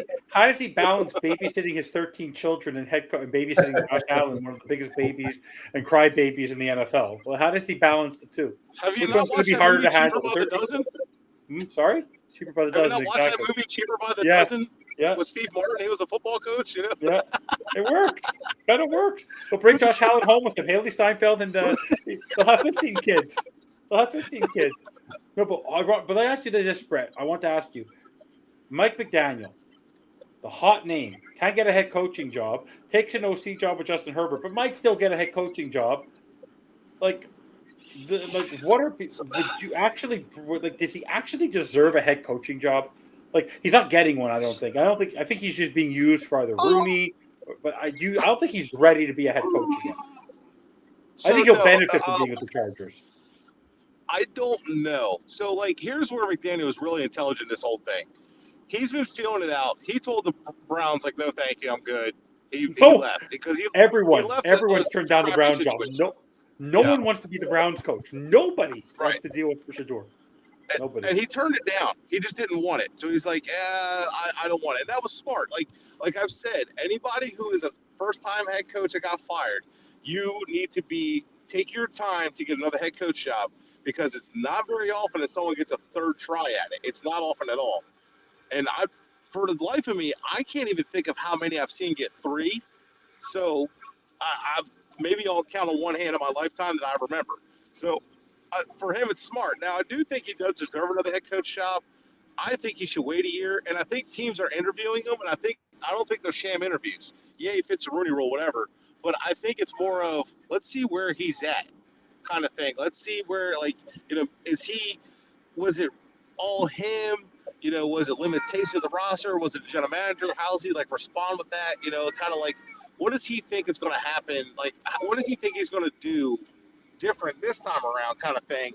And you saw what he did with Tua, how he unlocked Tua, and that was the best thing he did in his career. And then it kind of fell apart because of the limitations.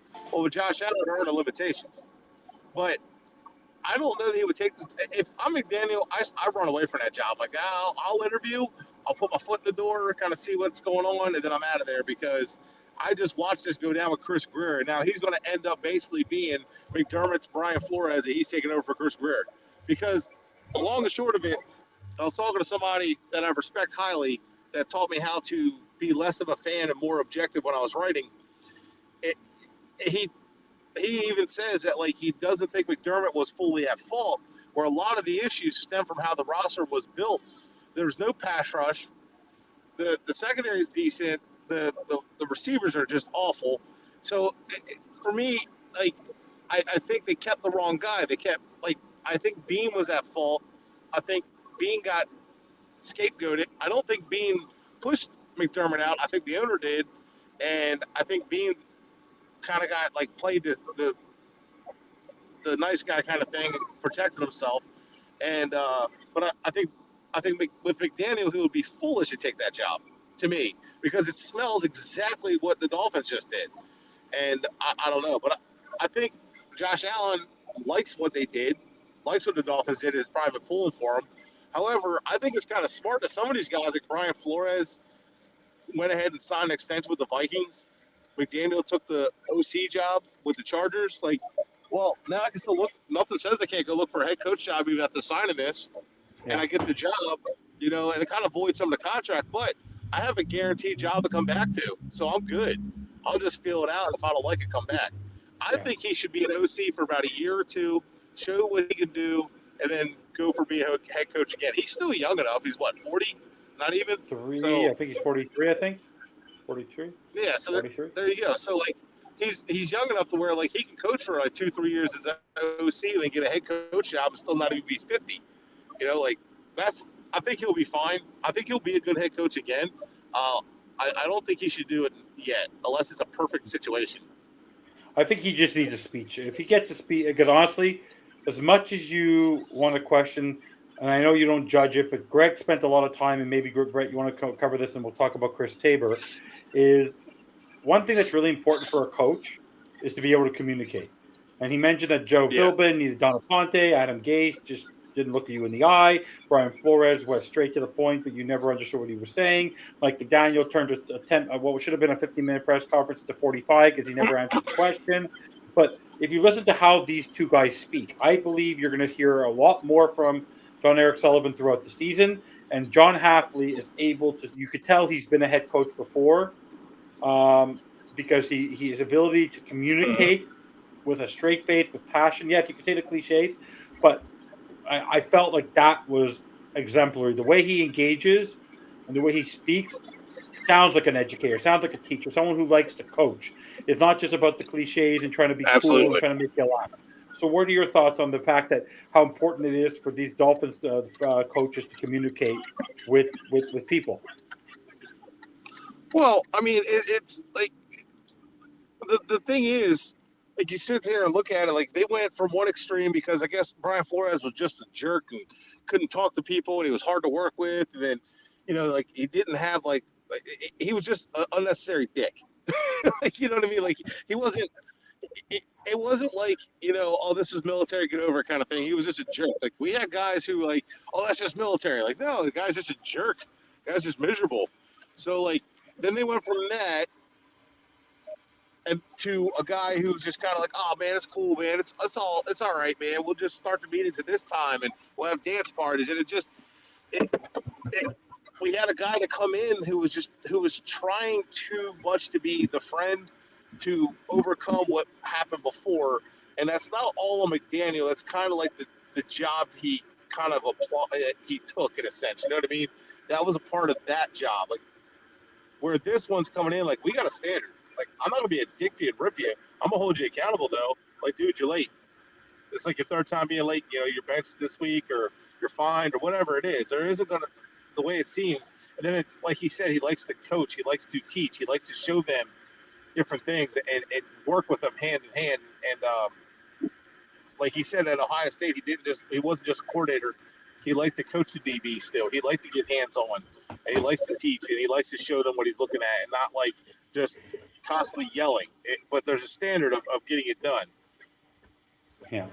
So we're going to talk about, we'll now bring it up on Chris Tabor. So we're going to have our third special teams coordinator in 3 years, but who cares? It goes along with the coaching staff. So Chris Tabor, just to give you a little background, he's been a coach for over 32 years, has been all around, but more recently, he was special team coordinator for the Buffalo Bills, where they were 13th last year. He was with the Panthers in 2023, where he was special teams coordinator, but then had a stint as an interim head coach when they let go of Frank Reich. He was also there previously as special teams coordinator. He was there for 3 years total. He was also the special team coordinator with the Chicago Bears. By the way, he has worked with a few guys. Like he was a special team coordinator when they had a star in Chicago by the name of Devin Hester. And Cordell Patterson. No, I thought it was Cordell Patterson. No, he was also there he was there twice. He was there with Cordell Patterson, and then in 2018 to 2021, I believe. And then before that, in 2008 to 2010, he was there with Devin Hester. Was he there with Josh Cribbs and the Browns? Josh Cribbs as well, when he was with the Browns from 2011 to 2017. So the guys had a few good stints. And also, you know who he was with in 2011, 2017? He was with Jeff Hafley. He was with Mike McDaniel. He was with Kyle Shanahan. He was with Sean McVay. He was with Matt LaFleur. Like the guy's been with everybody. The guy is been around. He's been an interim head coach twice, once in Chicago and once here. He has experience. He's developed good guys. So what are your initial thoughts, Brett, or Greg, I'll let you go first, on Chris Tabor, his history as a special teams coordinator and poaching him from the Bills? Well, I like poaching him from the Bills. I like, hurting the Bills any way you can. But, he's a special teams coach that's been around a while, and he loves the role. He loves the role, and he's been around enough, and he knows the players, and he knows his role enough to where he's going to help the head coach. And first time NFL head coach, bring in some experienced guys, and I have no problem with that. I have no problem with that. Plus, this guy's been a pretty good special teams coach throughout his career. Had a few good players on him. Yeah, he's had a few good players and a few good people that he's worked with on there. So, yeah, I like it. I like the hire. And before Brett, you go, don't forget, Greg, make sure you go check his hair, because if you go on Wikipedia and you look at his hairdo, he must have gone to the same barber as Jeff Halfley and John Eric Sullivan and Matt LaFleur. So, Brett, for that resume, I'm sure you're going to do some more research on him. To have an experienced guy who's worked that you knew right away, Josh Cribbs, Devin Hester, Cordell Pat. What are your initial thoughts on hiring an experienced special teams coordinator who's been in that role for most of his career? So can you hear me? Yeah, we can hear you. Yeah. All right, sorry, I switched over to headphones. So, like Greg said, he's an experienced guy. He's been around Halfley, so he has experience with them. And yeah, you're going to notice a lot of ties with Halfley to the Shanahan tree, because when Halfley he started out with Shiano. Well, Tyler started out in D1 with Wannstadt's crew, which as Dolphin fans, that's awesome. But he went to It's Darrell Revis. I'm not going to complain. Well, yeah, exactly. So then, and he went to Rutgers with Shiano after that, and then, but then with Cleveland, he was with the Shanahan crew under Mike Pettin. Another name I still would watch out for defensive side of the ball. Yeah. Also had Green Bay ties as well. So, I mean, even as like a senior assistant, you know what I mean? Yeah. Or advisor, whatever they call it. And so you're going to see a lot of Shanahan attachments, like you said. Like he was with Tabor was with LaFleur and all these guys too. So there's going to be a lot of attachments there. And I don't think that's necessarily a bad thing, because with all that, you have all these attachments to that, and they have a lot of guys that know how to call plays. They have a lot of success, and a lot of them know how to beat you with the pass, which is good.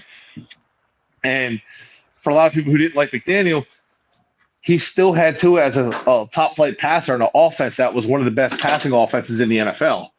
So again, and that's how you win today. So like if you go get Shanahan tree play caller, there's a chance it works, especially guys who understand what you're trying to accomplish. And that's the big thing. Again, this isn't Brian Flores hiring Shane Gillen. We're scratching our heads saying, what the hell? This isn't guys that hodgepodge and staffs together with Philbin trying to make stuff work.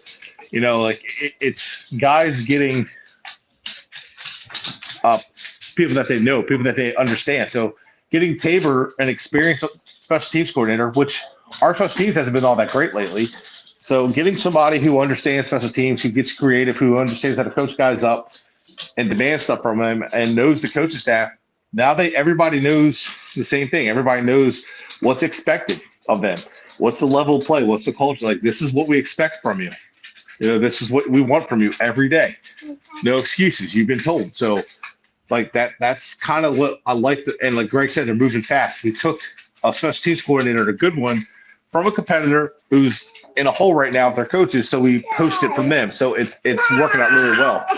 I want to ask you this, Greg. Maybe you know a little bit about this, but also you, Brett.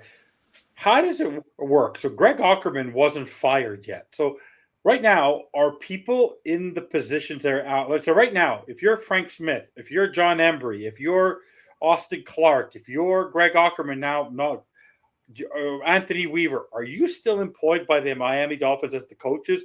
And essentially, when you announce that Chris Tabor, now you fire the other guy, sort of like what they did with Dave Ross with the Cubs when they fired Greg Counsell, even though David Ross wasn't fired. I remember that was hilarious for the Cubs that year. And then baseball. But how does that work? Like Anthony Weaver, you don't want to fire. Like if he hires his DC this weekend, and Anthony Weaver doesn't get a job, gets the Steelers job, or you're going to lose out on 2 third-rounders. So how does that work? Well, so they said they wanted to keep some guys on staff. I would assume some of the guys that kind of have familiarity with them and all. But I don't think they were just going to say, oh, we're just going to get all new people. I think they were also saying, they will take a look at the staff and see what they have.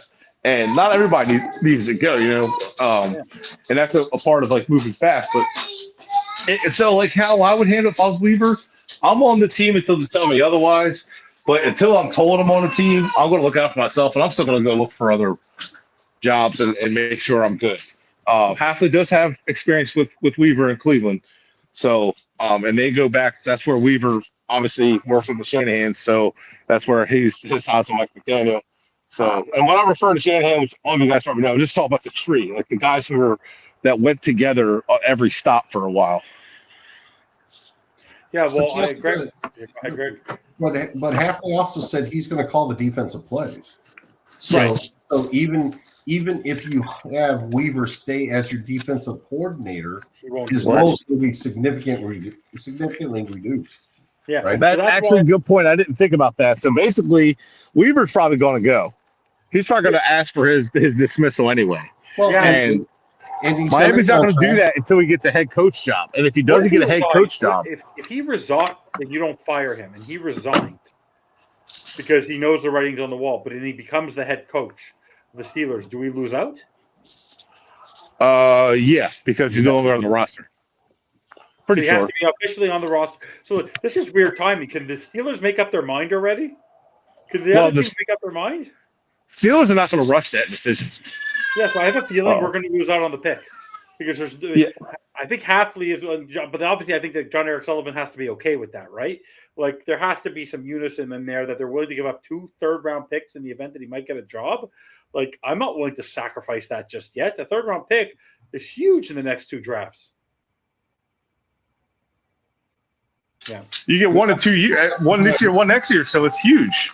Yeah. Yeah. So I don't know what to do there. Now I'm thinking about it. I don't want him to form his defensive coordinator staff just yet.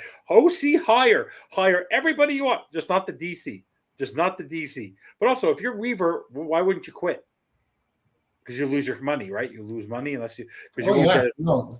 Yeah, absolutely. Even if he's let go, he's still getting paid. He's his contract's guaranteed. All right, and I think he's getting through next year. I think he's got 2 years left. 26 and 20. Oh, we gave everybody extensions. Ross Greer was Oprah. You get an extension. You get an extension. You get an extension. Everyone got extensions, including himself. Like actually, Ross didn't even notice that he gave himself they gave Greer the extension. Right? Forgot. But I agree, Jamie. Never feel bad for Mike McDaniel. You want to know why? Because if you're Mike McDaniel, yes, you keep the job, but how do you think that if the general manager's not there and you screwed up on your quarterback and you lost 2 consecutive losing seasons, where in your right mind did you actually think that the general manager was going to come in and tell you you're still with me? Like, honestly, how he did not think that he was not going to lose his job. And the fact, I can't feel bad for him. I can't. I cannot feel bad for a guy who literally never adjusted or changed in 4 seasons. He never adapted to anything. He never grew in his play calling. And I understand it wasn't his fault, but he never grew in his play calling. He didn't get rid of Tua early enough. He okayed the extension. He didn't find other ways to win. He just thought running the ball because he felt the pressure of the fans. Let's run the ball. We're going to win that way. No, you're not. So anyways, it's for me, I don't feel bad for that man because the man has millions of dollars, is going to have an OC job, got to play with Justin Herbert, or get a head coaching job somewhere else. I can't feel bad for him. Cannot feel bad for him. I don't feel bad because he'll be fine. He'll land on his feet. He's still getting paid by Ross to go worst game adjuster to go coach for somebody else. Yeah. Like McDaniel could not coach for the next couple of years. He's still getting paid. Yeah. So he got an extension. So he's still getting paid. So I don't feel bad in that sense. But from his standpoint of his first job not working out, I feel bad, but I don't because he still took that job. And Kyle Shanahan blocked us interviewing him as an OC the year before. Yeah. And he didn't think he knew he was ready to be OC. He just didn't think that it was a good idea to go to Miami. Well, Kyle Shanahan can't block him again, especially can't block him to be a head coach. So you can't block a promotion like that. So Kyle Shanahan made him give him a promotion at that point to something else. Because if you block, you have to give him promotion. And so at the same time, I feel bad that he took a dead end job, but at the same time, he got his coaching experience, and now he is a top, or he's one of the candidates that I think in a couple of years will be a hot name. He's definitely a hot name as an offensive coordinator, so he's definitely going to be worth it. I know. Guys, don't apologize. Don't worry, Brad. It's okay. We're enjoying the sound of Josh Allen crying his eyes out. It's all good. It's all good. We like the sound of Josh Allen crying. That was Tua crying. That was Tua crying. Josh Allen. So, guys, I want to make a joke, Greg. Greg, is this based on how you're feeling so far? Because we're almost an hour. We're doing our typical 2-hour show. It flies by. Is this going to wink, wink? Is this going to be a dope off season for the Miami Dolphins? Is this going to be dope? Yes. We're going to have fun. Will it be dope when Tua Tagovailoa is cut? Would that be dope? Oh my God! I'm gonna laugh when all these changes are made and half the players that everybody was hyped about are not on the roster. Well, the one guy I think who will benefit, guys, is Malik Washington. Like, to get a guy like Chris Tabor who's done these things with Josh Cribbs and Cordell Patterson and Devin Hester, this is good news for Malik Washington, who didn't have a bad year. Yeah, from a special teams perspective, but there was going to be as many as 25 new guys on this roster before the firings, right? Now it's probably going to be 35 or so, right? There's going to be a bloodletting here. Yeah. Right. And beautiful. And the awesome thing that the most curious thing to me is going to be, will we see an admission that 2026 is going to suck? And will they trade some of their better assets for future assets? Because of that. Yeah. Because they're playing the long game where they're saying, okay, we're not going to be competitive until 2028, and these guys aren't going to be here. Let's get value for them now while we can. Yeah. Well, I don't think that they'll ever admit it because the Green Bay way. I made the prediction already, and I'm telling you this right now. As much as people think they're going to suck, if Brian Flores can get you 5 wins with a team like that, the team will not be nearly as weak as that. They're not even close because you have core players. I see this team not being as embarrassing as people think because this league is very, very fickle in how things are. And look at the number of coaches in the AFC. If I pull up the AFC right now, just alone in the AFC for NFL, how many positions have opened up in the AFC? Let's just take a look at the standings for this year. The Jets are going to stink no matter what because now they can't get their quarterback in this year's draft. They're going to be fighting for it. The Jets are going to stink. Buffalo's going to have a new head coach. You don't know how that's going to be. The Steelers are going to have a new head coach, no quarterback. We'll see how that's going to be. Ravens, new head coach, coming off a rough year. Bengals, Zach Taylor's on the hot seat. No one wants to be with the Browns. The Jaguars had a good year. Texans have to figure out what they're doing at quarterback. And CJ Stroud is 2.0. The Colts don't know what they're going to do yet, and Daniel Jones is not guaranteed to come back. Also, he's injured and he doesn't have a contract for next year. And the Raiders need somebody. So as much as people think the Raiders, and I forgot about the Titans. You have the Raiders, the Titans, the Browns, the Ravens, the Steelers, the Dolphins, and I mean, look here. The Eagles know that there was the Giants, the Falcons, and the Cardinals. 7 of the coaching changes, Greg. 7 of the coaching changes happened in the AFC. The most fickle, with no Burrow, no Lamar, no Patrick Mahomes. It's going to be a hodgepodge. So if you are the right coach and you build the right franchise, every team is going to be starting anew. 7 first-year head coach, 7 new head coaches in one conference. That's bananas. Anyone has a chance. Well, yes and no. All right, because I still think Miami's probably got a bottom 5 AFC roster. now, not right now. They don't know what Well, they're going to do. and it's probably going to get worse because of the salary cap situation. I'm not worried about the salary cap at all. They can make salary Well, cap space. If they get rid of Chubb and they get rid of Waugh and they get rid of Hill and they get rid of Minka, which are no guarantees that you need to keep them, there's your cap space, and that's including Tua's. but they're Tua's cap hit. but that's your cap space. But there's also those are players you're probably not going to get better than. But I don't care. You're going to build at least you're going to build the players that you want. Because I have a belief, Greg, that if they go get Malik Willis, as their bridge, and they give him a 2 or 3 year deal, and you could trade him whenever, and he has a connection to Green Bay and the development. And what if you bring in one of his quarterback coach and Sean Mannion, or you bring in somebody for anybody there? You never know. Right away, you have a better quarterback a first year than a lot of the other teams in the division who are going to be fighting for him, and you already have a leg up because quarterback. There's going to be a lot. But even if Malik Willis is pretty good, he's still no better than 8th or 9th or 10th on quarterbacks in the AFC right now. Well, you have the Patriots, you have the Bills, you have the Ravens, you have the Bengals. That's 4. Jaguars, 5. Texans are in trouble. Colts, you don't know. Titans, you don't know what Cam Ward's going to be in his second year. The Broncos, so who knows how Nix is going to be out. He's in the top 10. I think he's like by the 8th or 9th best score. But who cares? That's pretty good, all things considering. All you need is a quarterback. It's a bridge, right? If you build them around the H and you have Waddle, I'm just saying, all I'm saying is that for me right now, Tate McMillan made Bryce Young look really good, right?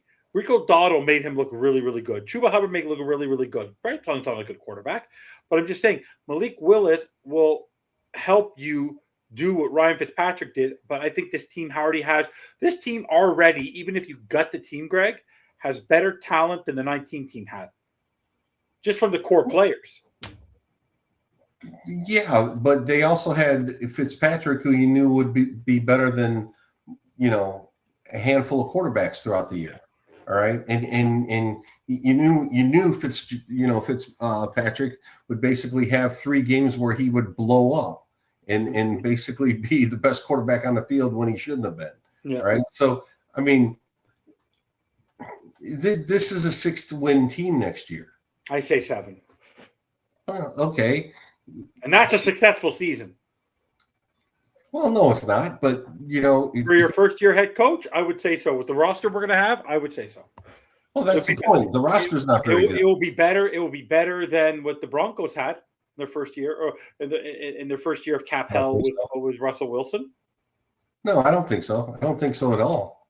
We're not going to give up 70 points in the first year of Sean Payton and the rebuild, right? You're breaking up a little bit. Greg, probably not 70, but they're look at the teams that they're playing next year. I don't worry about that. Oh, you have to, because there's probably 13 of the 17 games where they're going to be far inferior roster. It's hard to win those games. I'm not worried. I'm waking up tomorrow, and Chris Greer's not my general manager. Brett, hate to break it to you. No, this is not about 2026. This all of these moves are 2027 and beyond. I know. And that's one of the things I want to see this offseason is if they'll admit that. They're not going to ever say that this is the case. And they'll never.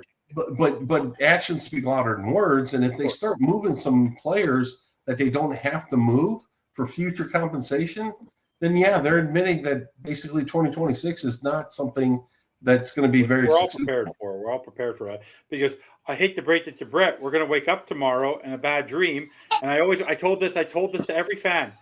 You as much as you complain about what's been going on the last couple of weeks, because you're never going to be happy, wake up tomorrow and remember Chris Greer, Tua Tagovailoa, and Mike McDaniel will be back for the 2026 season. Let that sink in.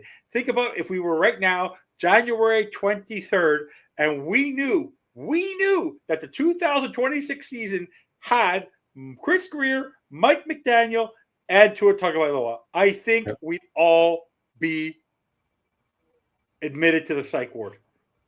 Brett? He's on the Well, I would just give up on the season again because it's like, here we go. We know it's all going to fail. That's why the first domino fell with Greer, and I was like, all right, we did this last time with Flores. When Flores got fired, and I waited, and then Greer, and then Greer, and then Greer. No Greer. Okay, I guess Greer's staying. So it was just a constant annoying. Like, Yeah. why isn't he fired? Why is it all one? Why is it the wrong person getting fired? You know. So it's like we needed to clean house, and we didn't clean house. So this time it happened, and if that were the case, I would just be done. Like, this is the first time I've been excited in a long time. If I woke up tomorrow and it was all a dream, I'd be pissed. Oh yeah. Before we go, because we're gonna do our final, we're gonna do our pick'ems. We're already 2 hours into the show, Brandon. You know you need to go. But one person who's probably very happy, even though he wasn't talked about as being one of the core players, is Zach Sealer. Because if I remember correctly, I believe I read somewhere that Halfley likes to run a 4-3, which I believe is better for Zach Sealer. Zach Sealer has been more successful playing in a 4-3 than he has been playing this defense that we've been playing 3-4 with the zone defense. I think that doesn't suit Zach Sealer. I think Zach Sealer will be better off playing in Jeff Halfley's system. What are your thoughts, Brett? So I think Sealer can play in either one. It's just a matter of getting him someone next to him that plays and gets him open more or gets him more one-on-ones. When he has to eat the double teams, it doesn't work. No. But I don't know who's a core player. To be honest with you, all the guys that Sully mentioned, it almost sound like, yeah, I love these guys. These guys are great. Yeah, buying them like a salesman. You know what I mean? Oh, I love this car. This car is awesome, dude. I would totally drive this car. You know? So to me, all the guys he mentioned, it's almost like he was selling them. Right. And I'm okay with that. Whatever he wants to do, I trust him. Greg, your thoughts on that before we do our picks?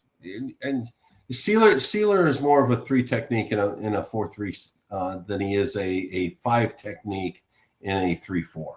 Yeah, I'll say that. So we'll see what happens there.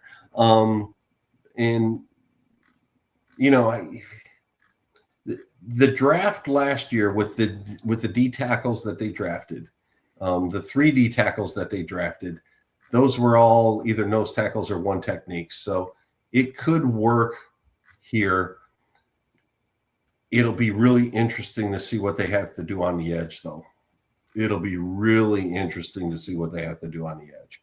Yeah. Because if Chubb is gone, they got some massive holes out at the defensive end position. Oh, I could see them hanging on to Willie Gay, because while he's not necessarily a defensive end, and I almost guarantee you they'll draft at least 1 defensive end, Willie Gay has the versatility to play stand-up linebacker and edge. So I think Halfley would have no problem getting him on the field and playing him to get some pressure, to create some pressure. Halfley does. He comes from the like a lot of it is like Schiano, Greg Madison, but ever since he worked with Greg Madison, everywhere he goes, it's an attacking defense. Yeah. So they're aggressive. They do blitz, they do disguise coverages, and they roll coverages. So they do create pressure, kind of like Flores did, to maximize what they have. I think that's what we're going to see the first year. I don't know that we're going to have a good pass rusher, but I'm hoping that they can land one in the draft, because there are quite a few in this draft that I like. David Bailey. If he's at 11 and they don't take him, I might cry. Yeah. Like, if you had a choice between Mesidor and Bailey, if you found out that they took Mesidor, would it bother you? I don't know yet. It's still so early in the process. Are you? I never asked you both this. Are you a fan of Ruben Bain, or you're not a fan of Ruben Bain? I like Ruben Bain. Okay. He's a little shorter. I'm not sure where Bain's position is in the NFL. Yeah. No, and that's not necessarily a bad thing. Let me say it that way. I'm not sure if he is capable of being an outsider in the NFL. He reminds me of Shaq Lawson. I can see that. You see what I'm saying, Greg? Yeah, I think he would be a really good interior pass rusher in the NFL, but I'm not sure he'll hold up against the run in the NFL at interior. No, I like David Bailey. If there's an edge rusher out there, David Bailey's the guy. Yeah, David Bailey is the guy that's got the explosive bend and get off. He gets around the corner he uses his length to flatten and get to the quarterback and finish. Bain, I like Bain. I like if they drafted Bain, I wouldn't be pissed off at it. But I prefer Bailey because Bailey just fits the style that I would look for. Yeah, but you know what the players are, because if we're the Miami Dolphins and we're 11 and Francis my go is there, offensive line built the trenches. Bad pick, wrong pick. Like he might work out. He might. I don't know. First round, but not as first rounder. I don't want to take a tackle in the first round. It just the Ravens have drafted 3 or 4 offensive linemen in the first round in their entire history. And they're known as one of the best offensive linemen. Yeah. The Eagles rarely draft an offensive lineman. I think their last offensive lineman drafted first round was Lane Johnson, 2013. Everybody else is we need our offensive line. No, the Bills don't draft a lot and they have a good offensive line. So it's you have all these offensive lines. You don't need to get one in the first round. Yeah. And our front office understands that. So if we go offensive tackle this year, I guarantee it probably won't happen for another few years. Yeah. So, guys, we're over 2 hours and 6 minutes into the show. We thank you for watching. Don't forget to like and subscribe. Don't forget to check out Caneswear. As we like to end every show, I'm going to let Brett, because I know you got to go. Who is your pick in the AFC Championship between the New England Patriots and Denver Broncos? Who's representing the AFC in the Super Bowl, and why? Normally for me it's going to come down to quarterback, but for some reason coaching is really making me lean towards Sean Payton, but it's a tough one. I'm going to go, you know what? I'm just going to say it just because I want it to happen. I'm going to go with the Broncos and Sean Payton to upset the Patriots. That's who I'm taking. Yeah, because Jarrett Stidham, to me, he's played a game before. Just because he hasn't played in 3 years doesn't mean he doesn't know how. The guy's still a quarterback who's learned behind Sean Payton, and he's gotten reps. So, Greg, what's your pick? It's not going to be close. New England's going to kill him. I'm with you, Brett.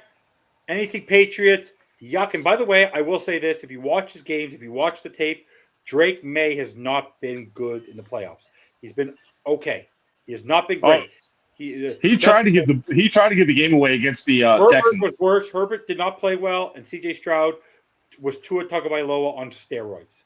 If New England was playing anybody else, it doesn't matter who. They lose. The way they played. If Stroud doesn't turn it over anywhere near as much, they lose that game because they were throwing the ball left and right. Yeah. And you're looking at the Bills would beat this team. If the Bills were able to beat Denver, they would be. I'm pretty sure they would beat New England. New England's a good team, but it's the way that Drake May has played. He's been playing sloppy. And against the Texans, there's a lot of red flag that I think, I don't know if he will or not, but if they can take advantage of it. If they can't take advantage of it, then it is what it is. But if Denver's defense can be opportunistic again, they can win. To go on the road in the high elevation, if this was in New England, I think it'd be different if Stidham had to go into there. But the fact that they're home, I really think that defense can actually win a football game. I think they've seen this story before in Denver. Now, what do we have between the Rams and the Seahawks? Greg, I'll let you go first. Who do you got in that game? Seahawks, Rams in Seattle. I'm gonna take the Rams. So you're having a repeat of the Rams versus the Patriots, and why? I like the quarterback play better, and you know what? I just don't trust Darnold to make the plays, and I think Charbonnet being out is really going to be. It's going to make a difference. It's going to make a difference. Right. So it's going to be a tight game. But Matthew Stafford is going to figure out a way to work. Brett, what's your pick? And there's a huge familiarity between these two teams. So it's going to come down to quarterback play. You never know. Should we make the prediction? Whoever wins this football game Does Chris Shula and Klub Kubiak, do one of them not want to win this football game? Because if they lose the football game, they get a head coaching job, guys. Because the other one, can they interview? Oh, yeah, they can interview because Super Bowl week's 2 weeks. But maybe the other one will get a faster interview. I don't know. Because the other one might be a little distracted.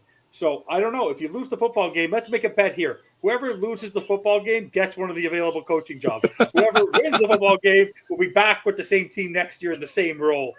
Brett, what's your pick? I'm going to go Rams on this one. Because of quarterback and head coach, I'm just going to go with the more experienced guys. Matt Stafford's been there. I actually have taken the Rams all the way too. So I don't care who the Rams are playing, they're winning. Because there's not Broncos or Patriots that like when it comes down to the quarterback play, neither team it can compete like with Matt Stafford with that. And the way Stafford's been playing. He's playing like he wants it. The whole team is so damn good. The defense is so talented and good. This game is crazy because if you look at the line for the last 2 years from the 4 games that they played, it has been right down. It's been 1 point each win, and they split this year. It's going to come down to. I think the Rams are going to end up taking it at the end. It's going to come down to the last play again, just like it did against the Bears. I think it's going to come down to the wire, but I think the Rams are going to win.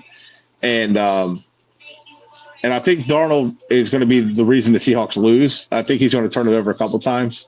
And this is where it's kind of like Jimmy G for the 49ers. You know what I mean? This is where it's not exactly a good situation for Hurts and Darnold. And I think even though I said that the Broncos are going to win, I don't think Sam Darnold leads them to a win here. I think he's the reason that they lose. Well, and I'll make a prediction sure to go wrong, right? In the Broncos New England game, there's going to be 80 yards of rushing between the quarterbacks. In the Seattle LA game, there might be -8 yards rushing between. I can see that happening. But for me, actually, the reason I've stuck with the Seahawks all year. My nephew, one of my cousins, is a big Seahawks fan. I'm going to support them. They're the 12th man. I actually think home field advantages. These are 2 very tough places to play. And I think that DeMarcus Lawrence and that defense and Mike McDonald, he's steamed up there. Same way Sean Payton will have something. I believe that Mike McDonald will have something. Klub Kubiak has been able, very good with the 20 turnovers from Sam Darnold, has been able to hide him a little bit. But no, overall, I think for Cooper Kupp to make the Super Bowl over the Rams, I think would be a feather in his hat. But no, I think this is going to be Seattle's time. And I think it's going to be one of the. Can we remember a Super Bowl potentially of 2 more awful quarterbacks and Jarrett Stidham and Sam Darnold? At least Rex Grossman had Peyton Manning. When's the last time there was a Super Bowl this bad in quarterbacks? Well, no, and that's the scary proposition with this is because now people and fans and everybody else. Oh, you don't need a quarterback to win. Quarterbacks don't matter. Don't worry about it. Look, these 2 teams with bad quarterbacks got to the NFL. I mean, this was a Jets quarterback that made it to the NFL. How good can he be? And with it's what did Jimmy Johnson say? You draft to certain you draft to certain standards because if you keep drafting exceptions, all you're going to do is be basically have a bad team. That's what this is going to be. At some point, quarterback play matters. Oh yeah. That was really bad. This is the worst one.